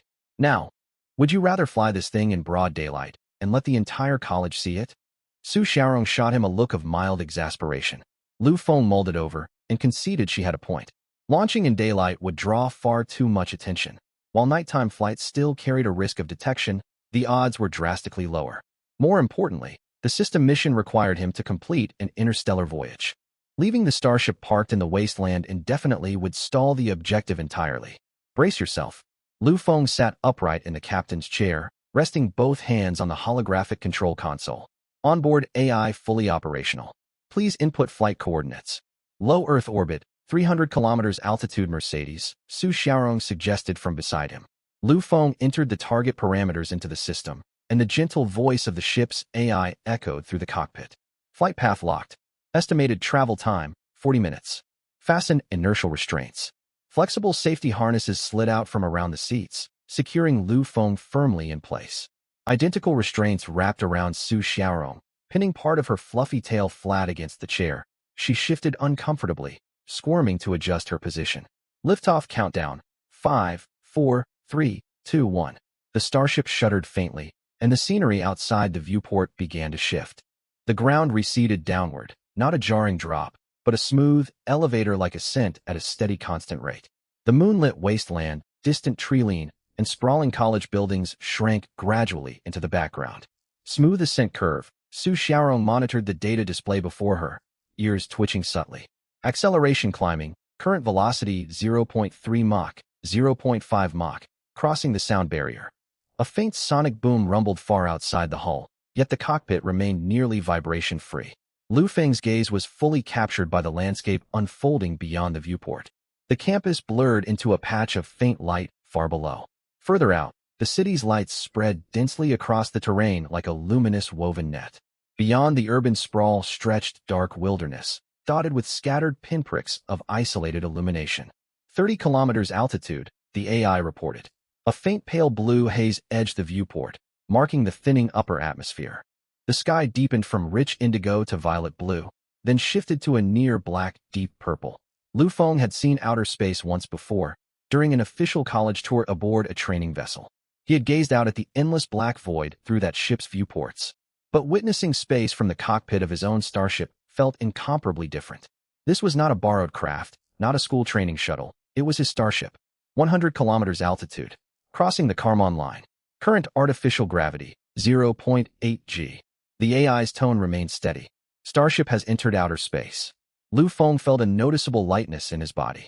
Though still seated in the chair, the pressure between his hips and the seat cushion lessened, as if an invisible force field lifted him slightly upward. Su Xiaorong unlatched her restraints and floated a short distance off the cushion. She immediately grabbed the armrest to pull herself back into place. Artificial gravity array functioning perfectly. She scanned the readouts, rotating her ears. It's calibrated to 1.2 standard gravity, why higher than planetary surface gravity? To prevent disorientation, Lu Feng replied casually. The system will recalibrate back to standard gravity when we enter the atmosphere. Su Xiaorong shot him a quick glance, but said nothing further. The scenery outside the viewport had transformed entirely. The planet rotated slowly beneath them, swathes of deep blue ocean, tawny continental landmass, and swirling white cloud formations unfurling like a colossal painted canvas. Su Xiaorong's attention drifted away from the viewport. She retrieved her scanner from her backpack and began logging every piece of telemetry data generated by the starship in the vacuum environment. Her expression turned sharp and focused, ears rigidly upright, tail hanging motionless behind her. This was an immense shift from her earlier restless demeanor. Lu Feng left her to her work and instructed the ship's AI to follow the pre-plotted orbital trajectory. The starship glided smoothly along low orbit, velocity climbing steadily until it reached the first cosmic speed. Planetary gravitational pull was counterbalanced by centrifugal force, placing the entire vessel into free fall, the state known as weightlessness. Yet the onboard gravity generators operated non-stop, isolating the cockpit from the void's zero-gravity conditions entirely. Orbital altitude stabilized at 320 kilometers, the AI updated. Current velocity, 7.8 kilometers per second. Full orbital circuit will take approximately 90 minutes. Lu Feng leaned back against his seat, watching the planet spin slowly beneath the viewport, overcome by a surreal sense of unreality. Only a few days prior, he had been a struggling student unable to pass basic flight simulation exams. Now he sat in the cockpit of his own starship, circling the planet in outer space. The contrast was absurd enough to make him doubt his own senses. Yet every physical sensation confirmed the scene was genuine. The weight of artificial gravity, the texture of the chair beneath him, the vast planetary sphere outside the glass, and the Chemonomy girl beside him frantically logging engineering data, all of it was real. The starship completed 3 full orbital loops, a flight lasting nearly 4 hours total. When the vessel re-entered the atmosphere and settled gently back down at the center of the wasteland, Lu Feng felt as though he had woken from an extraordinarily long dream. But the constantly updating data feed on his system panel proved it was no fantasy. Maiden interstellar voyage completed. Mission rewards available for collection. Engineer experience plus 100. New blueprint unlocked. Multifunctional maintenance drone. Lu Feng pulled up the newly unlocked blueprint. The multifunctional maintenance drone was a fist-sized autonomous robot capable of independent hull inspection, exterior cleaning, and minor emergency repairs to the starship. Constructing one required 200 metal, 50 energy crystals, and 20 rare alloy. He still held enough resources left over from salvaging the scrap yard last time. 1130 metal and 98 energy crystals. The only shortfall was rare alloy. He owed the system 30 units of the material. Time to head back and rest, Su Xiaorong yawned. Sliding her scanner back into her backpack, her tail drooped loosely behind her, the fur at its tip curling slightly, a chemonomy, telltale sign of exhaustion. Lu Feng dismissed the starship back into system storage, and the two trekked back toward the college beneath the moon. They reached the north campus gate when Su Xiaorong suddenly halted. She spun to face him, moonlight spilling across her features, her amber eyes deeper and brighter than they had appeared in daylight. Lu Feng, your starship houses dozens of technologies that do not exist within the Imperial Industrial Database. Her voice remained soft, yet heavy with sincerity. If you intend to keep these innovations hidden from the public, you will need to place full trust in me. Lu Feng held her gaze. Can I trust you? You don't have a choice either way. Su Xiaorong's tail lifted slightly. I'm already aboard your ship. You can't get rid of me now. With that line, she turned and walked through the campus gate, her fluffy tail swaying back and forth beneath the moonlight, her steps light despite the 4-hour space flight. Lu Feng stood at the north gate, watching her silhouette vanish into the night. He had truly made the right gamble today. Lu Feng did not return to his dorm until past 1 in the early morning. He collapsed onto his bed. The image of the pale blue and white planet rotating beyond the viewport burned behind his closed eyelids. After tossing and turning for more than half an hour, he sat upright and pulled open his system panel, reviewing every line of data line by line with careful scrutiny. Vessel, Morning Star Exploration Craft. Status, fully operational, stored in System Storage Slot 1, summonable at any time. Resource reserves: Metal 1130, Energy Crystal 98, Rare Alloy 30. The negative balance of rare alloy irked him. The system had issued no repayment deadline, yet carrying an outstanding resource debt left him uneasy. He checked his engineer experience counter next. Current engineer rank: Apprentice Engineer. Experience points: 100/200. Lu Feng frowned and navigated to the Mission tab. Main mission updated. Recruit a minimum of 1 crew member and complete the maiden interstellar voyage alongside them. Mission progress: crew recruited 1 first. Maiden interstellar voyage completed. Rewards unclaimed. Wait a moment. He had not yet collected the mission rewards. Lu Feng tapped the claim button at once. Mission complete. Rewards granted. Engineer experience plus 100. New blueprint unlocked. Multifunctional maintenance drone. The system notification chimed, and his experience tally jumped from 100 to 200. System prompt: Congratulations, host. Engineer level up. Current rank: Junior Engineer.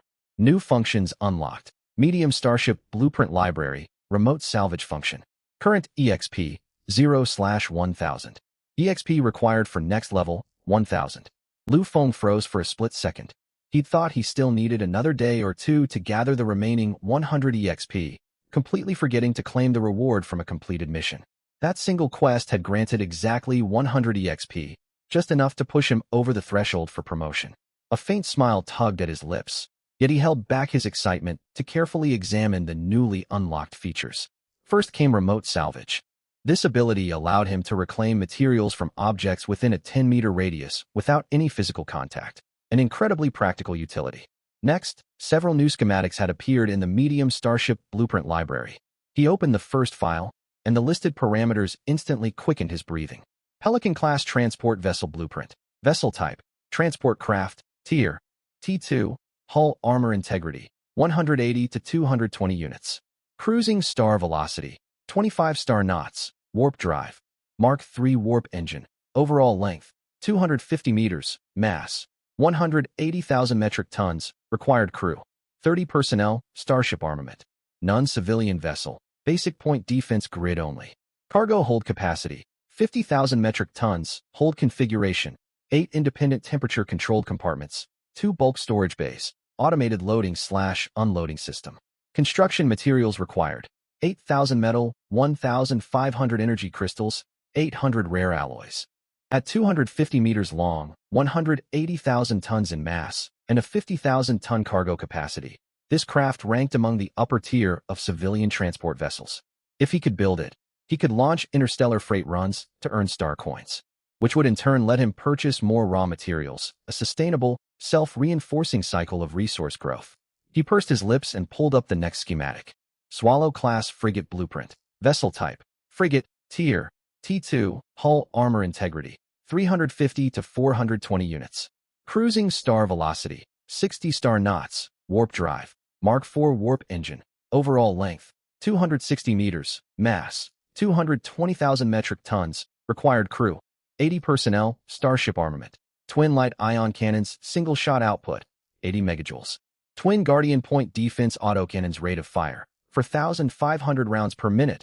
Barrier light energy shield system, maximum damage absorption, 5,000 units. Shield durability, 5,000 units. Hangar configuration: no fixed internal hangar. External drone hardpoints available. Construction materials required: 9,000 metal, 1,600 energy crystals, 900 rare alloys. The frigate's specifications vastly outmatched those of the transport vessel. A cruising speed of 60 star knots paired with a Mark IV warp drive and integrated energy shield marked genuine military-grade hardware. While only a frigate, it would be more than capable of fending off ordinary pirate fleets within this star sector. Lu Feng's gaze drifted down to the final blueprint, and his pupils constricted with shock. Hurricane-class cruiser blueprint. Vessel type: cruiser. Tier: T3. Hull armor integrity: 800 to 1,000 units. Cruising star velocity: 45 star knots. Warp drive: Mark V warp engine. Overall length: 320 meters. Mass: 350,000 metric tons. Required crew: 180 personnel. Starship armament: quad medium ion cannons, single shot output, 200 megajoules. Twin Thor heavy plasma cannons, single shot output, 600 megajoules. 8-second charge cycle, 6 Guardian 2-point defense autocannons rate of fire, 6,000 rounds per minute. Fortress medium energy shield system, maximum damage absorption, 12,000 units. Shield durability, 12,000 units. Hangar configuration, 300X T2 light star interceptors, top speed, 420 star knots, armed with dual light laser cannons, carries 4 light missiles. 100X T2 medium starfighters, top speed, 350 star knots, armed with quad medium laser cannons, carries 12 medium missiles. Construction materials required, 15,000 metal for 1,500 energy crystals, 1,500 rare alloys. Its sheer dimensions alone marked it as a colossal war machine. At 320 meters in length, 350,000 tons of mass, and a crew complement of 180, its scale dwarfed the entire dormitory complex where Lu Feng currently resided. Yet what truly stunned him was its hangar complement. 300 interceptors plus 100 fighters formed a strike swarm of 400 unmanned combat craft, supported by the overwhelming firepower of the twin heavy plasma cannons. This was far more than a cruiser. It was a mobile space fortress. He could easily visualize the scene.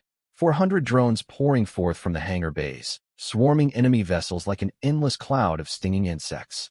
Lu Feng's pulse quickened sharply, but he forced himself back to rational thought. He glanced at the cruiser's steep material requirements, then checked his current resource stockpile. The smile faded completely from his face. The materials he possessed right now would not even amount to a tiny fraction of what was needed just for the transport ship. To make matters worse, he still owed the system a debt of rare alloys he had yet to repay. The road ahead is long, Lu Feng sighed, closing the system panel. First, I need to clear my outstanding debt. He resolved to make another trip to the scrap disposal yard. It was 2 in the morning. Every student on campus would be asleep, leaving the area empty. More importantly, he now had the remote salvage ability, letting him harvest materials from 10 meters away without physical contact. This would be far more efficient than his last visit. No need to touch each piece of debris individually. He could stand at a distance and collect everything in bulk. Lu Feng swung his legs over the bunk, pulled on his jacket, and slipped silently out of the dormitory. The abandoned equipment yard at the back of the academy was ringed by a flimsy barrier of wire and plastic strapping, now far more tattered than during his prior visit. Sections of the fencing had snapped in the wind, the plastic strips fluttering softly through the night air with a faint rustling sound. Lu Feng slipped through one broken gap in the barrier. The large central pit remained, and while some scattered scrap metal around its edges had been cleared away, mounds of wreckage still lay covered under tarpaulins, waiting to be hauled off. He avoided that central zone and headed deeper into the yard. On his last trip, he had only harvested scrap from the outer perimeter. The deeper sections remained untouched. The innermost reaches of the yard were shrouded in deeper shadow, moonlight blocked by towering piles of discarded machinery, with only thin slivers of light filtering through gaps. Lu Feng activated the holographic communicator's flashlight to illuminate his path, stepping unevenly over debris as he ventured onward. The further he walked, the denser the piles of obsolete equipment grew, countless unidentifiable industrial machines coated in thick rust. Many torn apart to expose tangled wiring and components that glinted dimly beneath his light. Lu Feng halted before one heap of scrap and activated remote salvage. The discarded industrial machine before him stood as tall as an adult human, its faded manufacturing emblem almost illegible on its corroded hull. A system notification popped up in his vision. Detecting salvageable object, derelict industrial machinery wreckage. Estimated recoverables, 180 metal, for energy crystals, 1 rare alloy. Initiate salvage? Salvage. A faint, nearly invisible glow emanated from Lu Feng's palm, spreading out like countless tiny luminous tendrils to envelop the entire machine. Within seconds, the full-sized industrial rig dissolved into countless pinpricks of light that faded into thin air. In its place sat neatly stacked metal ingots, a handful of blue glowing energy crystals, and a single silver bar of rare alloy. Materials materialized out of nowhere just as they had on his last visit, but this time, Lu Feng had never once touched the wreckage. This was the power of remote salvage. He stored the newly acquired materials in his system inventory and pressed deeper into the yard.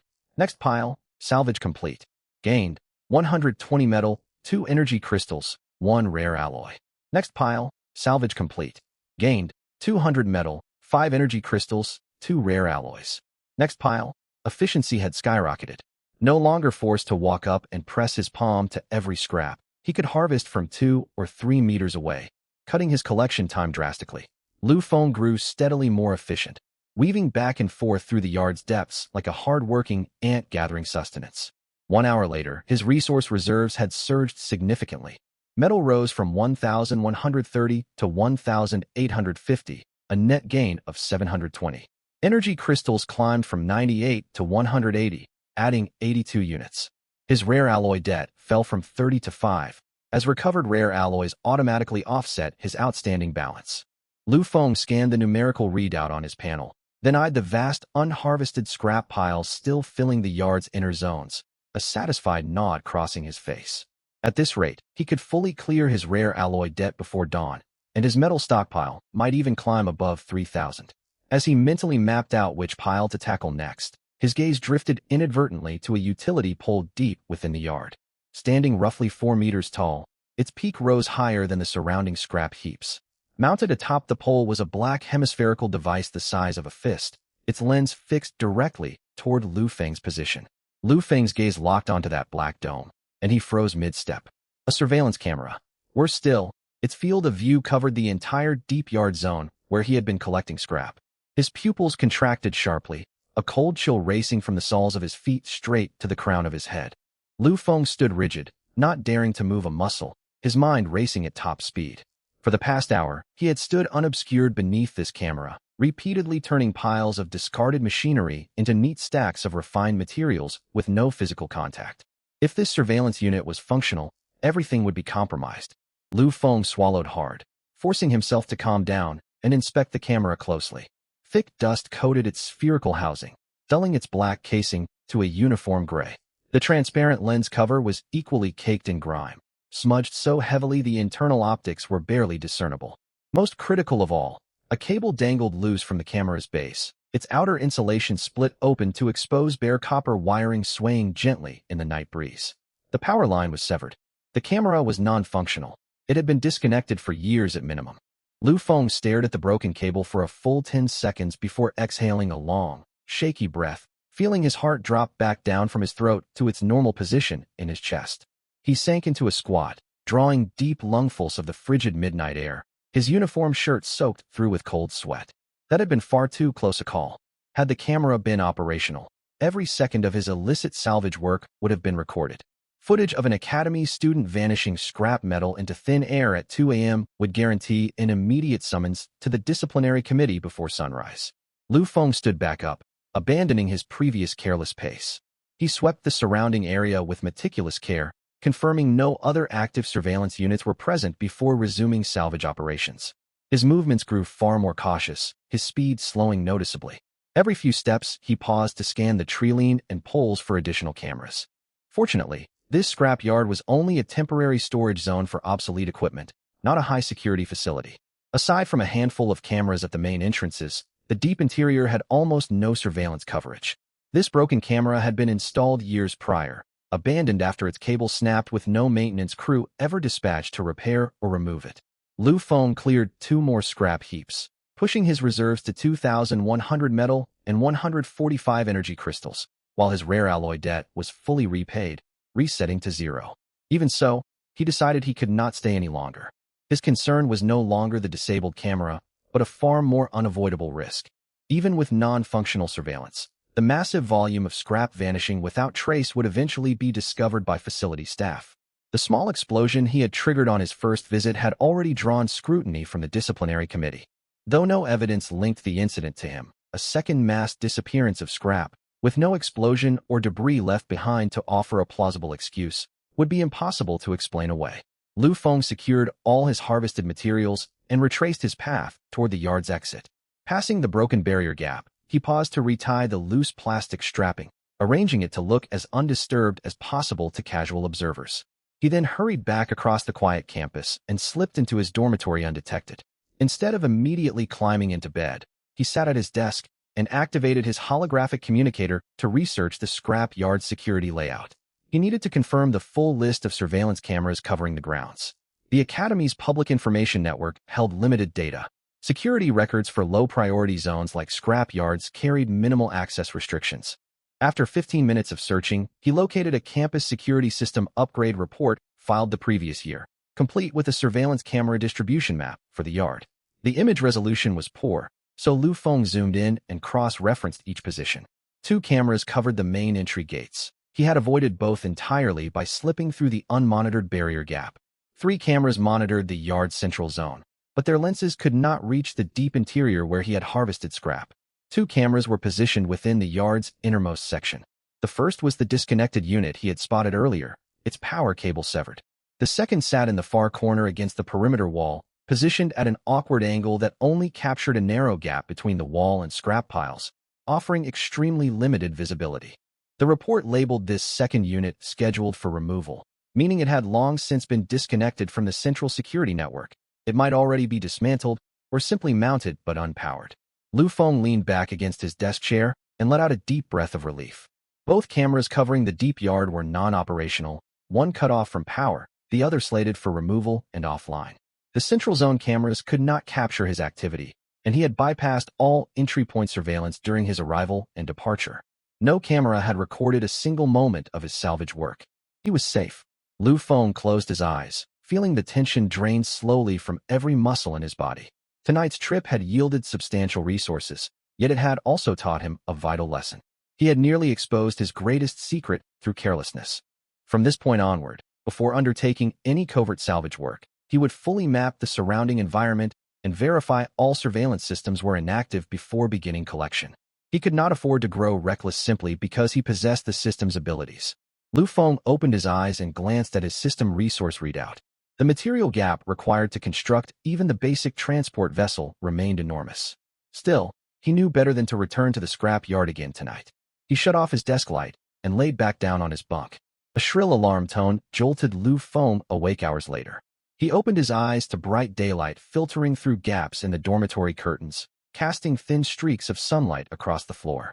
He grabbed his holographic communicator to check the time, 7:30 a.m. He had returned to the dorm close to 4 a.m., managing barely over 3 hours of sleep in total. He rubbed his face hard to shake off grogginess, then opened the device's notification panel. 37 unread messages awaited him. Lu Feng blinked in surprise. He rarely received more than 3 notifications across an entire day, so 37 overnight messages was unprecedented. He tapped open the feed, finding the vast majority were mass announcements tagged to every student in his grade cohort. Scrolling through the list, his gaze locked on an official notice sent by the Academic Affairs Office. Official notice. Phase 2 of the Prospective Captain Selection Assessment will be held at 2 p.m. today within the Simulated Combat Center. Assessment content consists of full Starship combat simulation. All participating students must arrive promptly. Tardiness will result in automatic disqualification from the selection process. Reading the notice instantly chased away the last traces of drowsiness clouding Lu Feng's mind. Starship combat simulation. For every student enrolled at the Star Command Academy, the phrase carried the same weight as the most grueling final exam. Basic starship navigation was foundational coursework. Students only needed to safely pilot a craft without collision to earn a passing grade. Combat simulation, however, demanded simultaneous defense of one's own vessel and coordinated offensive action against opponents, multiplying the requirements for precision operation, rapid judgment, and adaptive crisis response exponentially. Went to bed around 3:30, woke up at 7:30, Lu Feng muttered. 4 hours total. It'll be enough to get through the day. He swung out of bed, rushed to the washroom, and splashed cold water over his face. Glancing into the mirror, he noted the heavy dark circles beneath his eyes and the wrinkled state of his academy uniform. He brushed the appearance aside. This was not a beauty pageant, after all.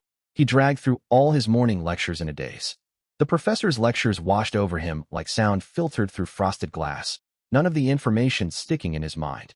When the dismissal bell rang, Wang Hao hurried over from the back row of the classroom. Afternoon combat sim. How prepared are you? Wang Hao's expression carried more gravity than usual. Prepared for what? Lu Feng replied, packing his supplies without lifting his head. I mean, do you have any confidence going in? Wang Hao lowered his voice slightly. You scored 950 points on the navigation simulation last time, but combat sim is a completely different discipline. What was your score on your last combat assessment again? Lu Feng's packing motions halted. He had no need to pull up his academic records. The scores were burned firmly into his memory. He had only completed 2 formal combat simulation assessments to date. The first earned him a mere 9 points, the second just 21. For the 9-point run, he had shut down his energy shields at the opening of the simulation to conserve power, only for a stray enemy test shot to detonate his engine core in under 40 seconds, setting the Academy's all-time record for fastest total vessel defeat. He could recite the instructor's exact evaluation word for word to this day. Mr. Lu Feng, you have redefined the term instant collapse. While other cadets wage battle, you put on a fireworks display for your opponent. He'd lasted over 3 minutes in the match, starting at 21 points, having learned his lesson and kept his deflector shields active. But he'd diverted all power to sustain the barriers, draining the weapon's systems completely. He'd fired not a single shot the entire fight, losing his shields eventually. He could still recite the instructor's critique word for word. Did you come here to fight, or to hide? Every strike your enemy lands chips away at your shields little by little. Are those weapons mounted on your hull, just for show?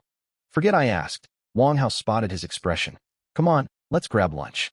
Assessments start at 2 this afternoon. You'll have time for a quick nap after eating. Lu Feng said nothing and followed Wang Hao to the mess hall. He ate far less than usual that day, not from lack of hunger, but a total lack of appetite. His mind kept replaying every detail of the afternoon's simulated combat trial.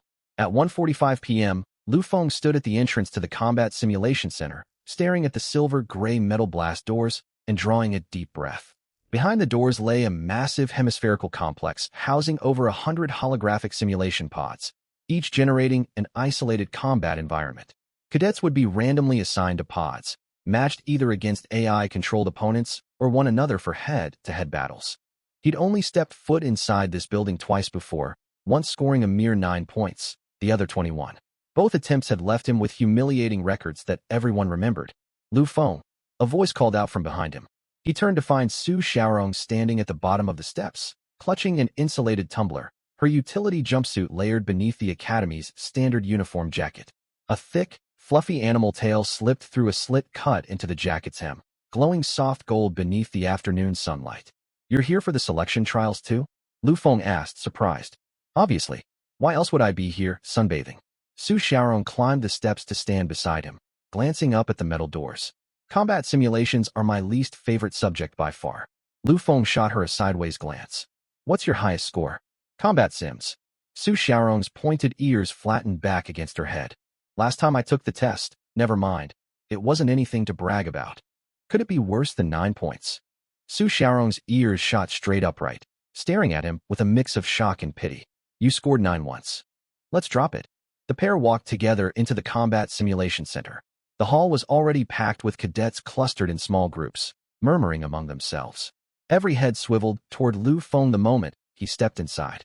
News of his 950-point navigation simulation score had spread across the entire grade overnight. Word of a student who'd rocketed from dead last to second place traveled faster than light. That's him.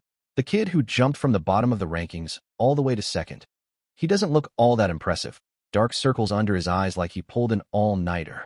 Navigation sims and combat sims are two completely different beasts. Navigation's just rote memorization, but combat relies on split-second instinct and battlefield intuition. A crammer like him will probably get eliminated in the first round. Their whispers carried just loud enough for Lu Feng to catch every word.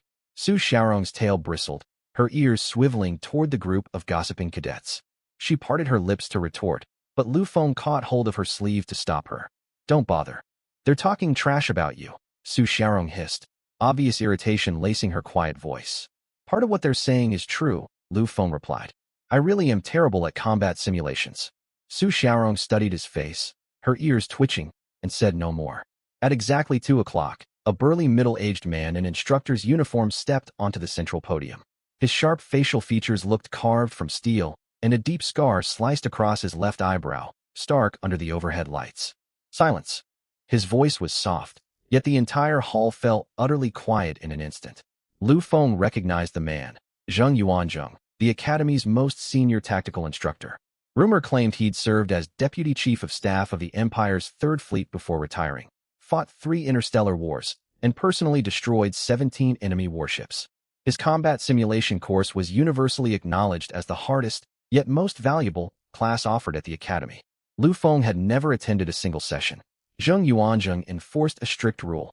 Any cadet with a combat simulation score below 300 points was barred from his lectures, as they lacked the foundational knowledge to follow along. I am Zheng Yuanzheng, and I will oversee today's assessment. Zheng Yuanzheng's gaze swept over every cadet in the hall, lingering less than half a second on each face. The rules are straightforward. Each of you will be randomly paired against one opponent. A single match decides advancement. Winners move on, losers are eliminated. Any cadet who wins 3 consecutive matches earns automatic qualification for the selection, skipping all subsequent rounds of testing. A low murmur rippled through the hall. 3 straight victories guaranteed entry? For the top-tier cadets, this rule was a near-certain pass. For everyone else, it meant 1 loss eliminated them entirely. Any questions? Zheng Yuanzheng waited 5 full seconds. No one spoke. Then we begin. Cadets whose names I call will enter the corresponding numbered simulation pod. He lifted a data slate and began reading off the roster. Zhou Duo, Pod 17. Lin Zhe, Pod 3. Lu Feng, Pod 11. The matching algorithm's fully random. You might not draw a tough opponent for your first fight. Su Xiaorong whispered beside him, her ears tilted toward Lu Feng, the tip of her tail twitching upward as if cheering him on. Lu Feng nodded and headed for Pod 11. The hatch sealed shut. Matching in progress. Match complete. Opponent, Chen Xiao, 3rd-year cadet. Combat initiates in 30 seconds. Lu Feng stared hard at the name on screen, his pupils narrowing slightly. Chen Xiao. Rumors placed his combat simulation score among the top 3 in the grade, consistently holding steady above 900 points. Going up against an opponent of that caliber, a former 9-point combat sim cadet like Lu Feng held odds akin to winning a galactic lottery. Su Xiaorong's well-meaning luck had failed him entirely. System notification. Host is about to engage in Starship combat. This system features an assisted combat module, capable of real-time battlefield analytics, enemy threat alerts, and step-by-step maneuver recommendations. Activate now. Activate everything. Full functionality online. Lu Feng answered without hesitation. Assisted combat module engaged. Real-time data link established. Complete. Enemy analysis subsystem online. Complete. Tactical recommendation system standby. The holographic interface inside the pod transformed instantly. Dozens of new data windows overlaid the originally streamlined control panel, displaying every stat of the enemy vessel, weapon charge status, deflector shield strength distribution, projected optimal firing windows, all laid out in an optimized, easy-to-process layout. To an ordinary person, these would be nothing more than streams of jumping numbers. But filtered through the system's integrated processing, every sense Lu Feng possessed guided him toward the correct course of action. Countdown expired. Combat commences. The deep rumble of Starship engines echoed through the simulation pod, and Lu Feng felt a faint tremor vibrate through his command chair. His opponent's vessel materialized on the holographic display, a standard Imperial destroyer, its charcoal gray hull glinting cold against the star-strewn void. Meanwhile, inside a separate simulation pod, Chen Xiao glanced at the name that popped up beside his opponent's icon, his expression unchanging. Lu Feng, a student who'd crammed relentlessly to climb from the absolute bottom to 2nd place in the grade rankings. A 950-point navigation score meant nothing for combat simulations. Navigation and combat were 2 entirely separate disciplines. Combat demanded instinct, split-second judgment of battlefield conditions, and the ability to make flawless decisions in the blink of an eye, skills that could not be crammed into one's head through last-minute studying. Let's see what you're really made of. Chen Xiao rested both hands on the control console. Both vessels have entered engagement range. Separation, 120,000 kilometers. Estimated weapons contact, 3 minutes. 120,000 kilometers was a negligible distance by interstellar combat standards. At their relative closing velocity, they would cross into each other's effective weapons range within 3 minutes. He needed to finalize all power allocations before that window arrived. Lu Feng tracked the enemy vessel's growing icon on the star chart, sliding his fingers rapidly across the console to pull up the power distribution interface. Both pilots commanded identical starships, meaning they began the fight with perfectly equal starting conditions. Whoever allocated energy more efficiently would seize the opening advantage. He set main engine output to 40%, deflector shield power to 40%, and diverted the remaining 20% to the weapons array for pre-firing warm-up. It was no aggressive, all-out configuration, merely a stable, balanced opening setup. Enemy vessel accelerating. Current relative velocity rising. Estimated contact window reduced to 2 minutes. Chen Xiao was pushing his engines hard. Lu Feng watched the enemy icon surge closer, tapping 2 fingers lightly against the console surface. Acceleration revealed Chen Xiao's intent. He planned to rush into weapons range as fast as possible, overwhelming Lu Feng with an aggressive opening tempo to disrupt his maneuvers. This was the signature tactic of an offensive-minded pilot. But accelerating carried a critical trade-off. Chen Xiao must have siphoned the majority of his power reserves to his engines, leaving either his shields or weapons underpowered. Tactical recommendation: maintain current velocity to draw the enemy closer. Execute lateral evasive maneuver the moment they enter firing range to break their targeting lock prediction.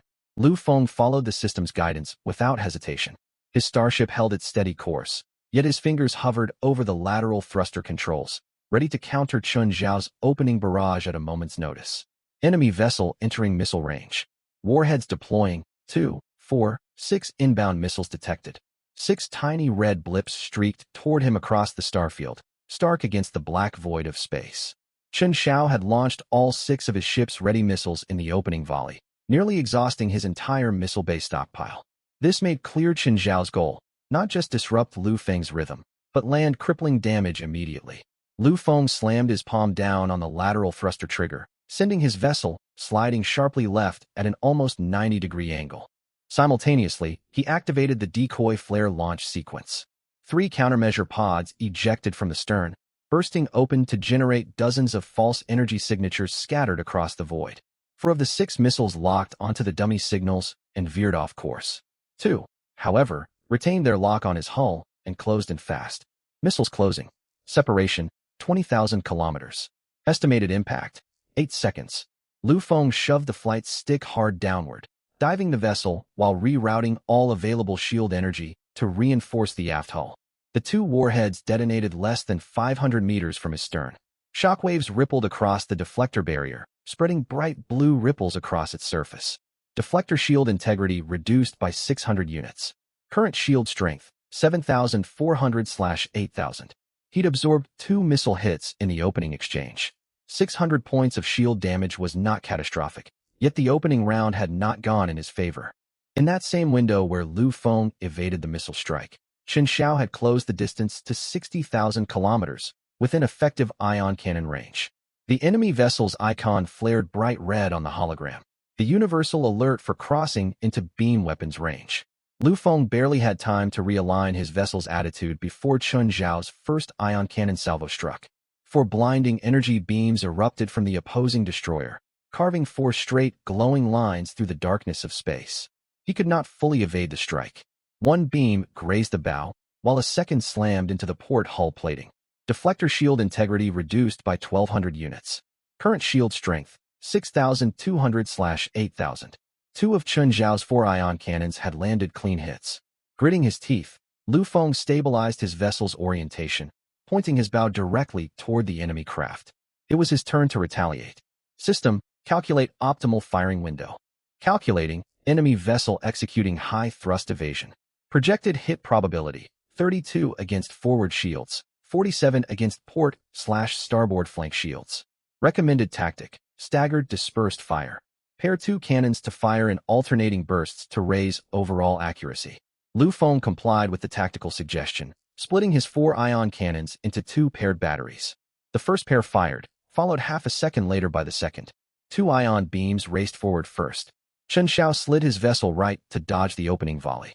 But as he committed fully to the evasive maneuver, the second pair of beams arrived mid-drift, his craft locked into an unalterable flight path. 1 beam crashed directly into the enemy's flank deflector shield. Enemy deflector shield integrity reduced by 2,100 units. Current enemy shield strength: 5,900/8,000. A confirmed hit. It was no devastating blow, yet this marked Lu Feng's first successful strike against his opponent all match. Enemy vessel initiating hard turn. Projected objective: circle to strike unshielded flanks. Lu Feng glanced at the star chart and instantly grasped Chen Xiao's plan. A sparse asteroid field sat to his port side. If Chen Xiao herded him toward that debris cloud, he could use the rocky masses to limit Lu Feng's maneuvering space and lock him into a disadvantageous fight. I can't let him force that engagement.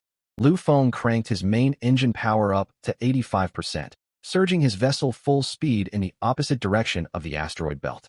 He refused to fight on the battlefield Chen Xiao had chosen for him.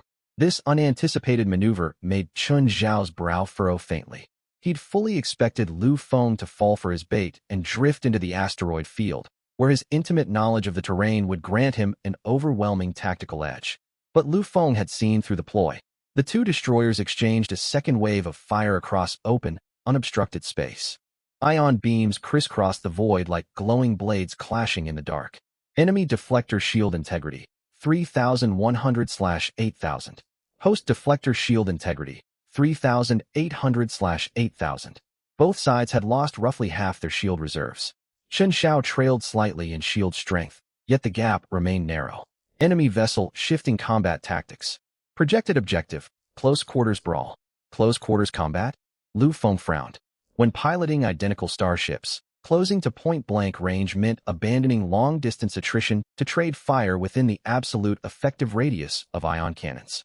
At such tight separation, evasion became nearly impossible. Almost every volley would land solid hits. Victory would hinge entirely on faster weapon charge cycles and sharper pilot precision. Chen Xiao was gambling that his raw combat skill outmatched Lu Feng's. System, project win probability for close quarters engagement. Based on current vessel states, projected victory chance in close combat, 42. Enemy pilot possesses superior fine maneuver precision, yet host holds more optimized power allocation. Recommendation: accept close quarters combat, maintain constant minor evasive adjustments, avoid holding a stationary firing position. 42% odds. Not favorable, but far from hopeless. Lu Feng drew a deep breath, throttled his main engines down to 30%, and rerouted the surplus power to his weapons arrays and deflector shield generators. His vessel slowed noticeably, yet shield recharge speed and ion cannon firing rate jumped dramatically. Chen Xiao spotted the shift in Lu Feng's velocity and allowed a faint smirk to tug at his lips. He slammed his own throttle forward, accelerating hard. The distance between the two starships shrank by the second. 80,000 kilometers. 60,000. 40,000. Enemy vessel entering absolute beam weapons effective range. Nearly simultaneously, both pilots opened fire. At point-blank range, evasion was all but impossible. Every energy blast slammed unimpeded into the opposing shields. Lu Feng's vessel shuddered violently beneath him, the shield integrity counter on his holographic display plummeting without pause. 3,800, 2,400, 1,100. Every exchange stripped over 1,000 points from his barrier. Yet Chen Xiao's shields deteriorated at nearly the same rate. 3,100, 1,900, 600. Lu Feng held a 600-point shield lead. The margin was slim, yet in this brutal close-quarters shootout, those 600 points could spell the difference between victory and defeat. Chen Xiao recognized the critical gap instantly. He wrenched his vessel into a sharp right turn, attempting to pull back from the firing line and regroup at longer range. Lu Feng refused to grant him the chance. He locked pursuit, his 4 ion cannons firing non-stop, beam after beam hammering Chen Xiao's failing deflector barrier. 600, 200, 0. Enemy deflector shields offline. Chen Xiao's energy barriers flickered once, then vanished entirely under Lu Feng's sustained barrage. All that stood between Lu Feng's ion fire and the enemy hull was a thin layer of armor plating with only 280 integrity points remaining. Lu Feng's ion cannons cycled to full charge once more. He centered his targeting reticle on the enemy's engine compartment, the thinnest armored section of the entire vessel, and depressed the firing trigger. For synchronized ion beams streaked forward, striking the stern with pinpoint accuracy. Enemy engine compartment armor penetrated. Propulsion systems critically damaged. Main engine output reduced by 60%. Chen Xiao's destroyer lurched, its forward velocity collapsing completely. The vessel drifted aimlessly through space like a wounded fish. Lu Feng realigned his targeting reticle a final time. This shot locked onto the command bridge. Target confirmed hit. Command bridge armor penetrated. Vessel control systems destroyed. Enemy combat capability neutralized. Combat terminated. Victor, Lu Feng. Lu Feng leaned back against his command chair, staring at the victory notification on screen for several long seconds. He had defeated Chen Xiao in a fair, equal starship head-to-head duel. When the pod hatch slid open, Lu Feng's legs felt weak, the draining exhaustion that follows a massive adrenaline rush washing over him. He gripped the pod's edge for support as he stepped out, drawing a deep breath of the hull's fresh air, far cleaner than the recycled atmosphere circulating inside the pod for 20 minutes straight. Then he heard the sound of something smashing. Bang! A deafening crash, as if an object had been hurled hard against the floor. Lu Feng followed the noise with his gaze and spotted the open hatch of a simulation pod at the far end of the hall. Chen Xiao stood in the doorway, his right fist slamming into the wall beside the pod once more. Chen Xiao lost. Someone shouted first, and the entire hall erupted in an uproar. That can't be right. Chen Xiao has never lost to an opponent of the same rank in combat simulations. Who's his rival? Which pod are they in? Pod 11. Pod 11 belongs to Lu Feng. Lu Feng, the kid who climbed from dead last to second place? He beat Chen Xiao? Beat him in a combat simulation. Voices surged from every corner of the room, filled with doubt, shock, and disbelief, blending into a constant buzzing din. Dozens of pairs of eyes swept back and forth across the hall, flicking from Chen Xiao to Lu Feng, then back to Chen Xiao again. Chen Xiao pulled his fist away from the wall. A thin layer of dust coated his knuckles, though no skin had broken. The simulation pod walls were lined with soft padding, so no real damage could be inflicted no matter how hard he struck. He stood there, his chest heaving violently for several seconds before his rigid shoulders gradually relaxed. The whole process took roughly 5 seconds.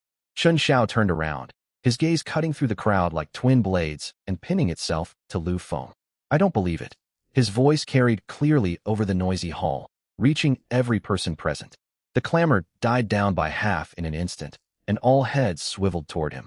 What's Chen Xiao trying to do? Can't take losing? Hardly surprising. He's never tasted defeat before. The mental whiplash must be brutal. Murmurs buzzed like swarms of mosquitoes. Ignoring the whispers, Chen Xiao strode straight toward Lu Feng. His strides were long, military boots striking the hall floor with heavy thuds, each step weighted with suppressed rage. He came to a halt less than a meter away from Lu Feng and roared. Rematch. Fight me one more time. Rematch, Chen Xiao repeated. Do you dare? Lu Feng parted his lips to reply, when a voice rang out from the front of the hall. Chen Xiao. Only 2 words, spoken softly, yet the temperature in the room seemed to plummet several degrees. Chen Xiao stiffened, then slowly twisted around. Zheng Yuanzhan stood on the central podium with his hands clasped behind his back, the scar across his face stark under the overhead lights. He did not move closer, merely looking down at Chen Xiao from his elevated position. What did you just say? Chen Xiao's Adam's apple bobbed. Instructor Zheng, I think. What do you think? Zheng Yuanzhan's voice boomed for everyone to hear. Do you believe my assessments are unfair? Do you claim there's a flaw in my simulation system? Or do you imagine that losing grants you the right to demand a rematch right in front of me? Chen Xiao fell silent for several heartbeats, grinding his teeth so hard they creaked. Instructor Zheng, that's not what I meant, his tone sank. I just think I didn't perform at my full capacity in that battle. Didn't perform at full capacity. Zhang Yuanzhan echoed the 5 words, the corners of his mouth twitching faintly, his only tell of scorn. Zhang Yuanzhan's gaze swept over Chen Xiao, then across every cadet's face in the room.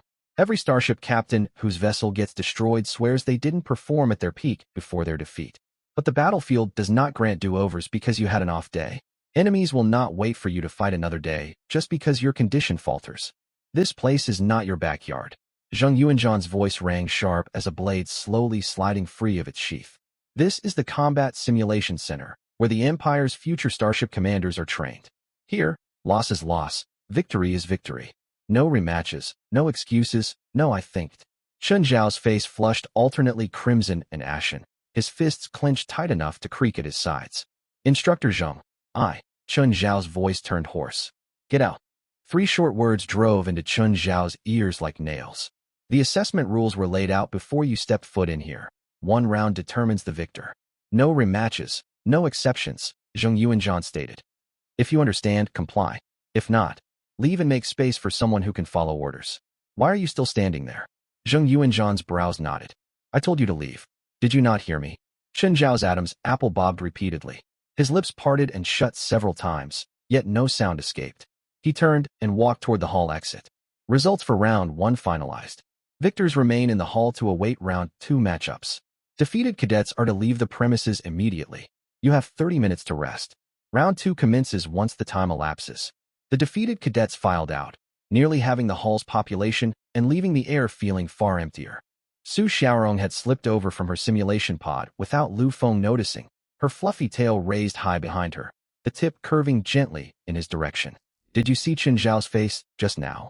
Su Xiaorong kept her voice low, yet her barely contained excitement seeped through every syllable. He turned as red as his father's fleet banner. I half expected him to burst into tears on the spot. When Instructor Zheng ordered him out, you should have seen how defeated he looked. Lu Feng found a corner to sit down in, and Su Xiaorong settled beside him, pulling an energy bar from her uniform pocket and holding it out. Want some? Where'd you get this? Snatched it from the mess hall. Su Xiaorong flicked her tail upward, unapologetic. Food from the mess hall isn't stealing. It's rational utilization of surplus supplies. Lu Feng took the energy bar and bit into it. It tasted sweet with a rich wheat aroma, packed with dense calories. He desperately needed to replenish his energy. Though the battle had only lasted 20 minutes, the mental drain outweighed running 10,000 meters by a wide margin. Did you win your round 1 match? Lu Feng asked while chewing.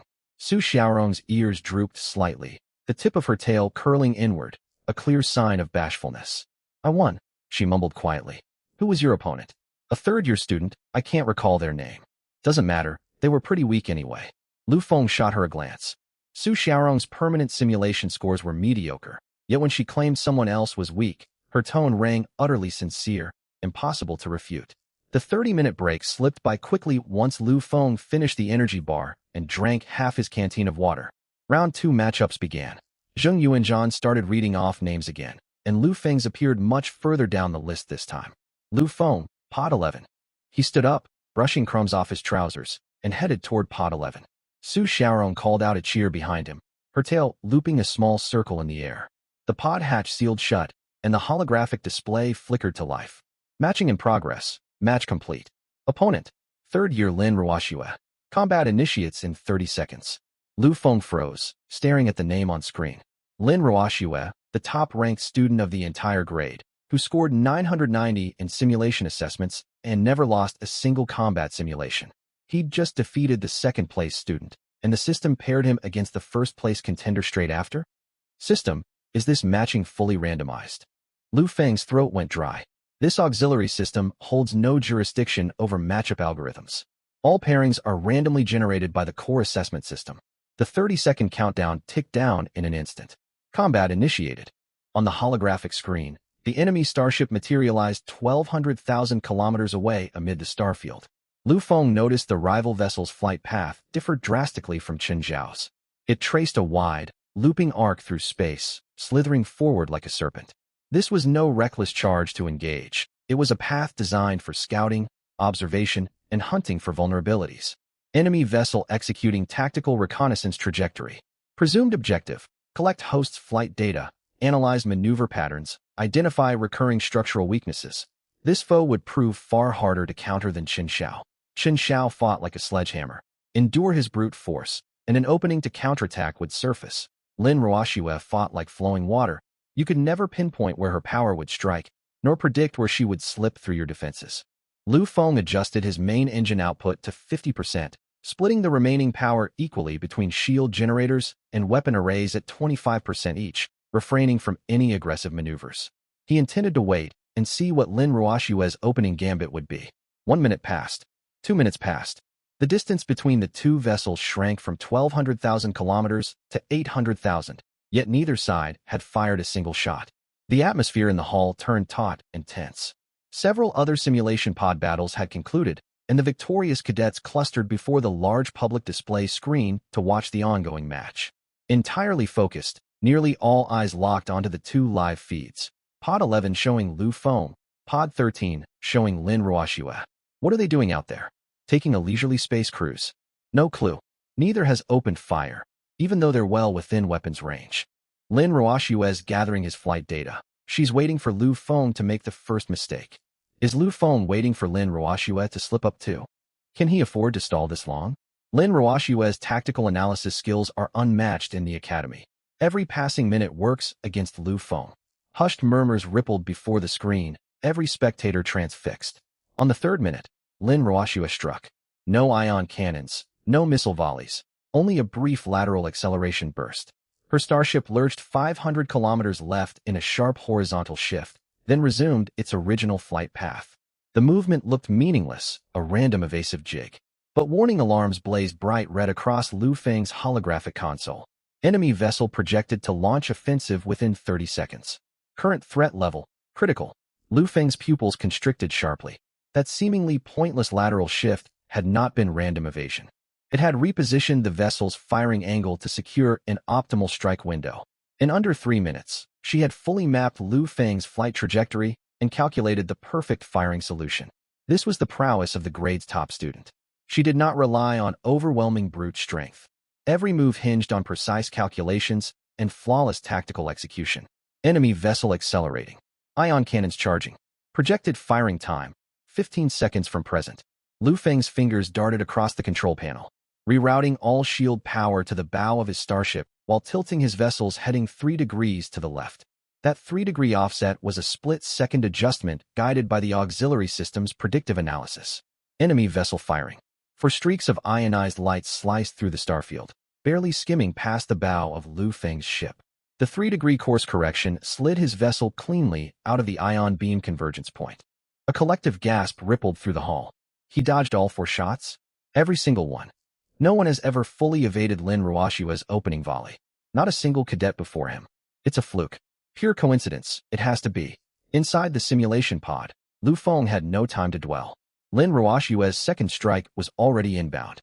Her firing interval spanned a mere 8 seconds, nearly 2 full seconds faster than standard ion cannon recharge cycles. This meant she had implemented an extreme power allocation scheme, siphoning energy from shield and engine systems. It was an aggressive configuration. If an opponent managed to exploit the power imbalance, the trade-off would prove catastrophic.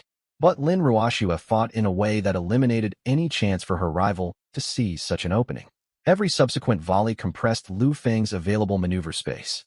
Her ion beams acted like precision laser blades, carving away viable evasion routes one by one. Within minutes, the 800,000-kilometer combat zone shrank tighter and tighter, and Lu Feng felt his starship trapped like a fish tangled in a steadily tightening net. Current shield integrity, 5,100/8,000. Enemy vessel shield integrity, 6,200/8,000. His shielding had depleted by nearly half, while Lin Ruoshua's had lost less than a quarter. The gap between them widened by the second.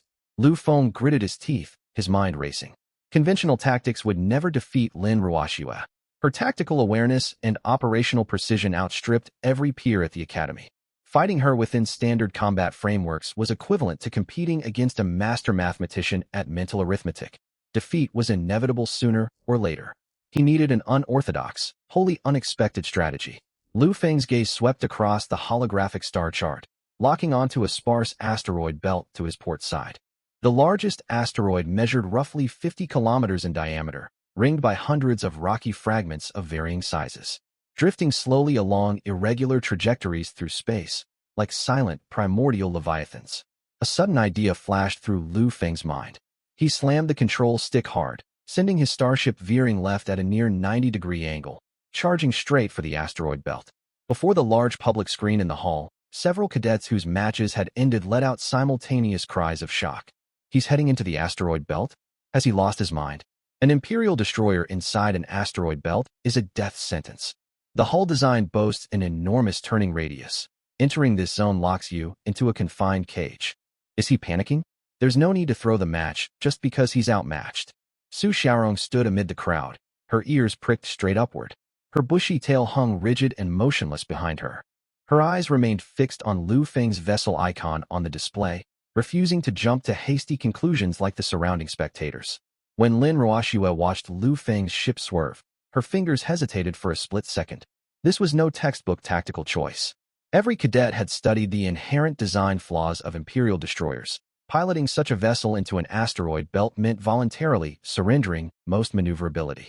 Massive rock formations restricted turning room, and the bulky hull left almost no space to pivot.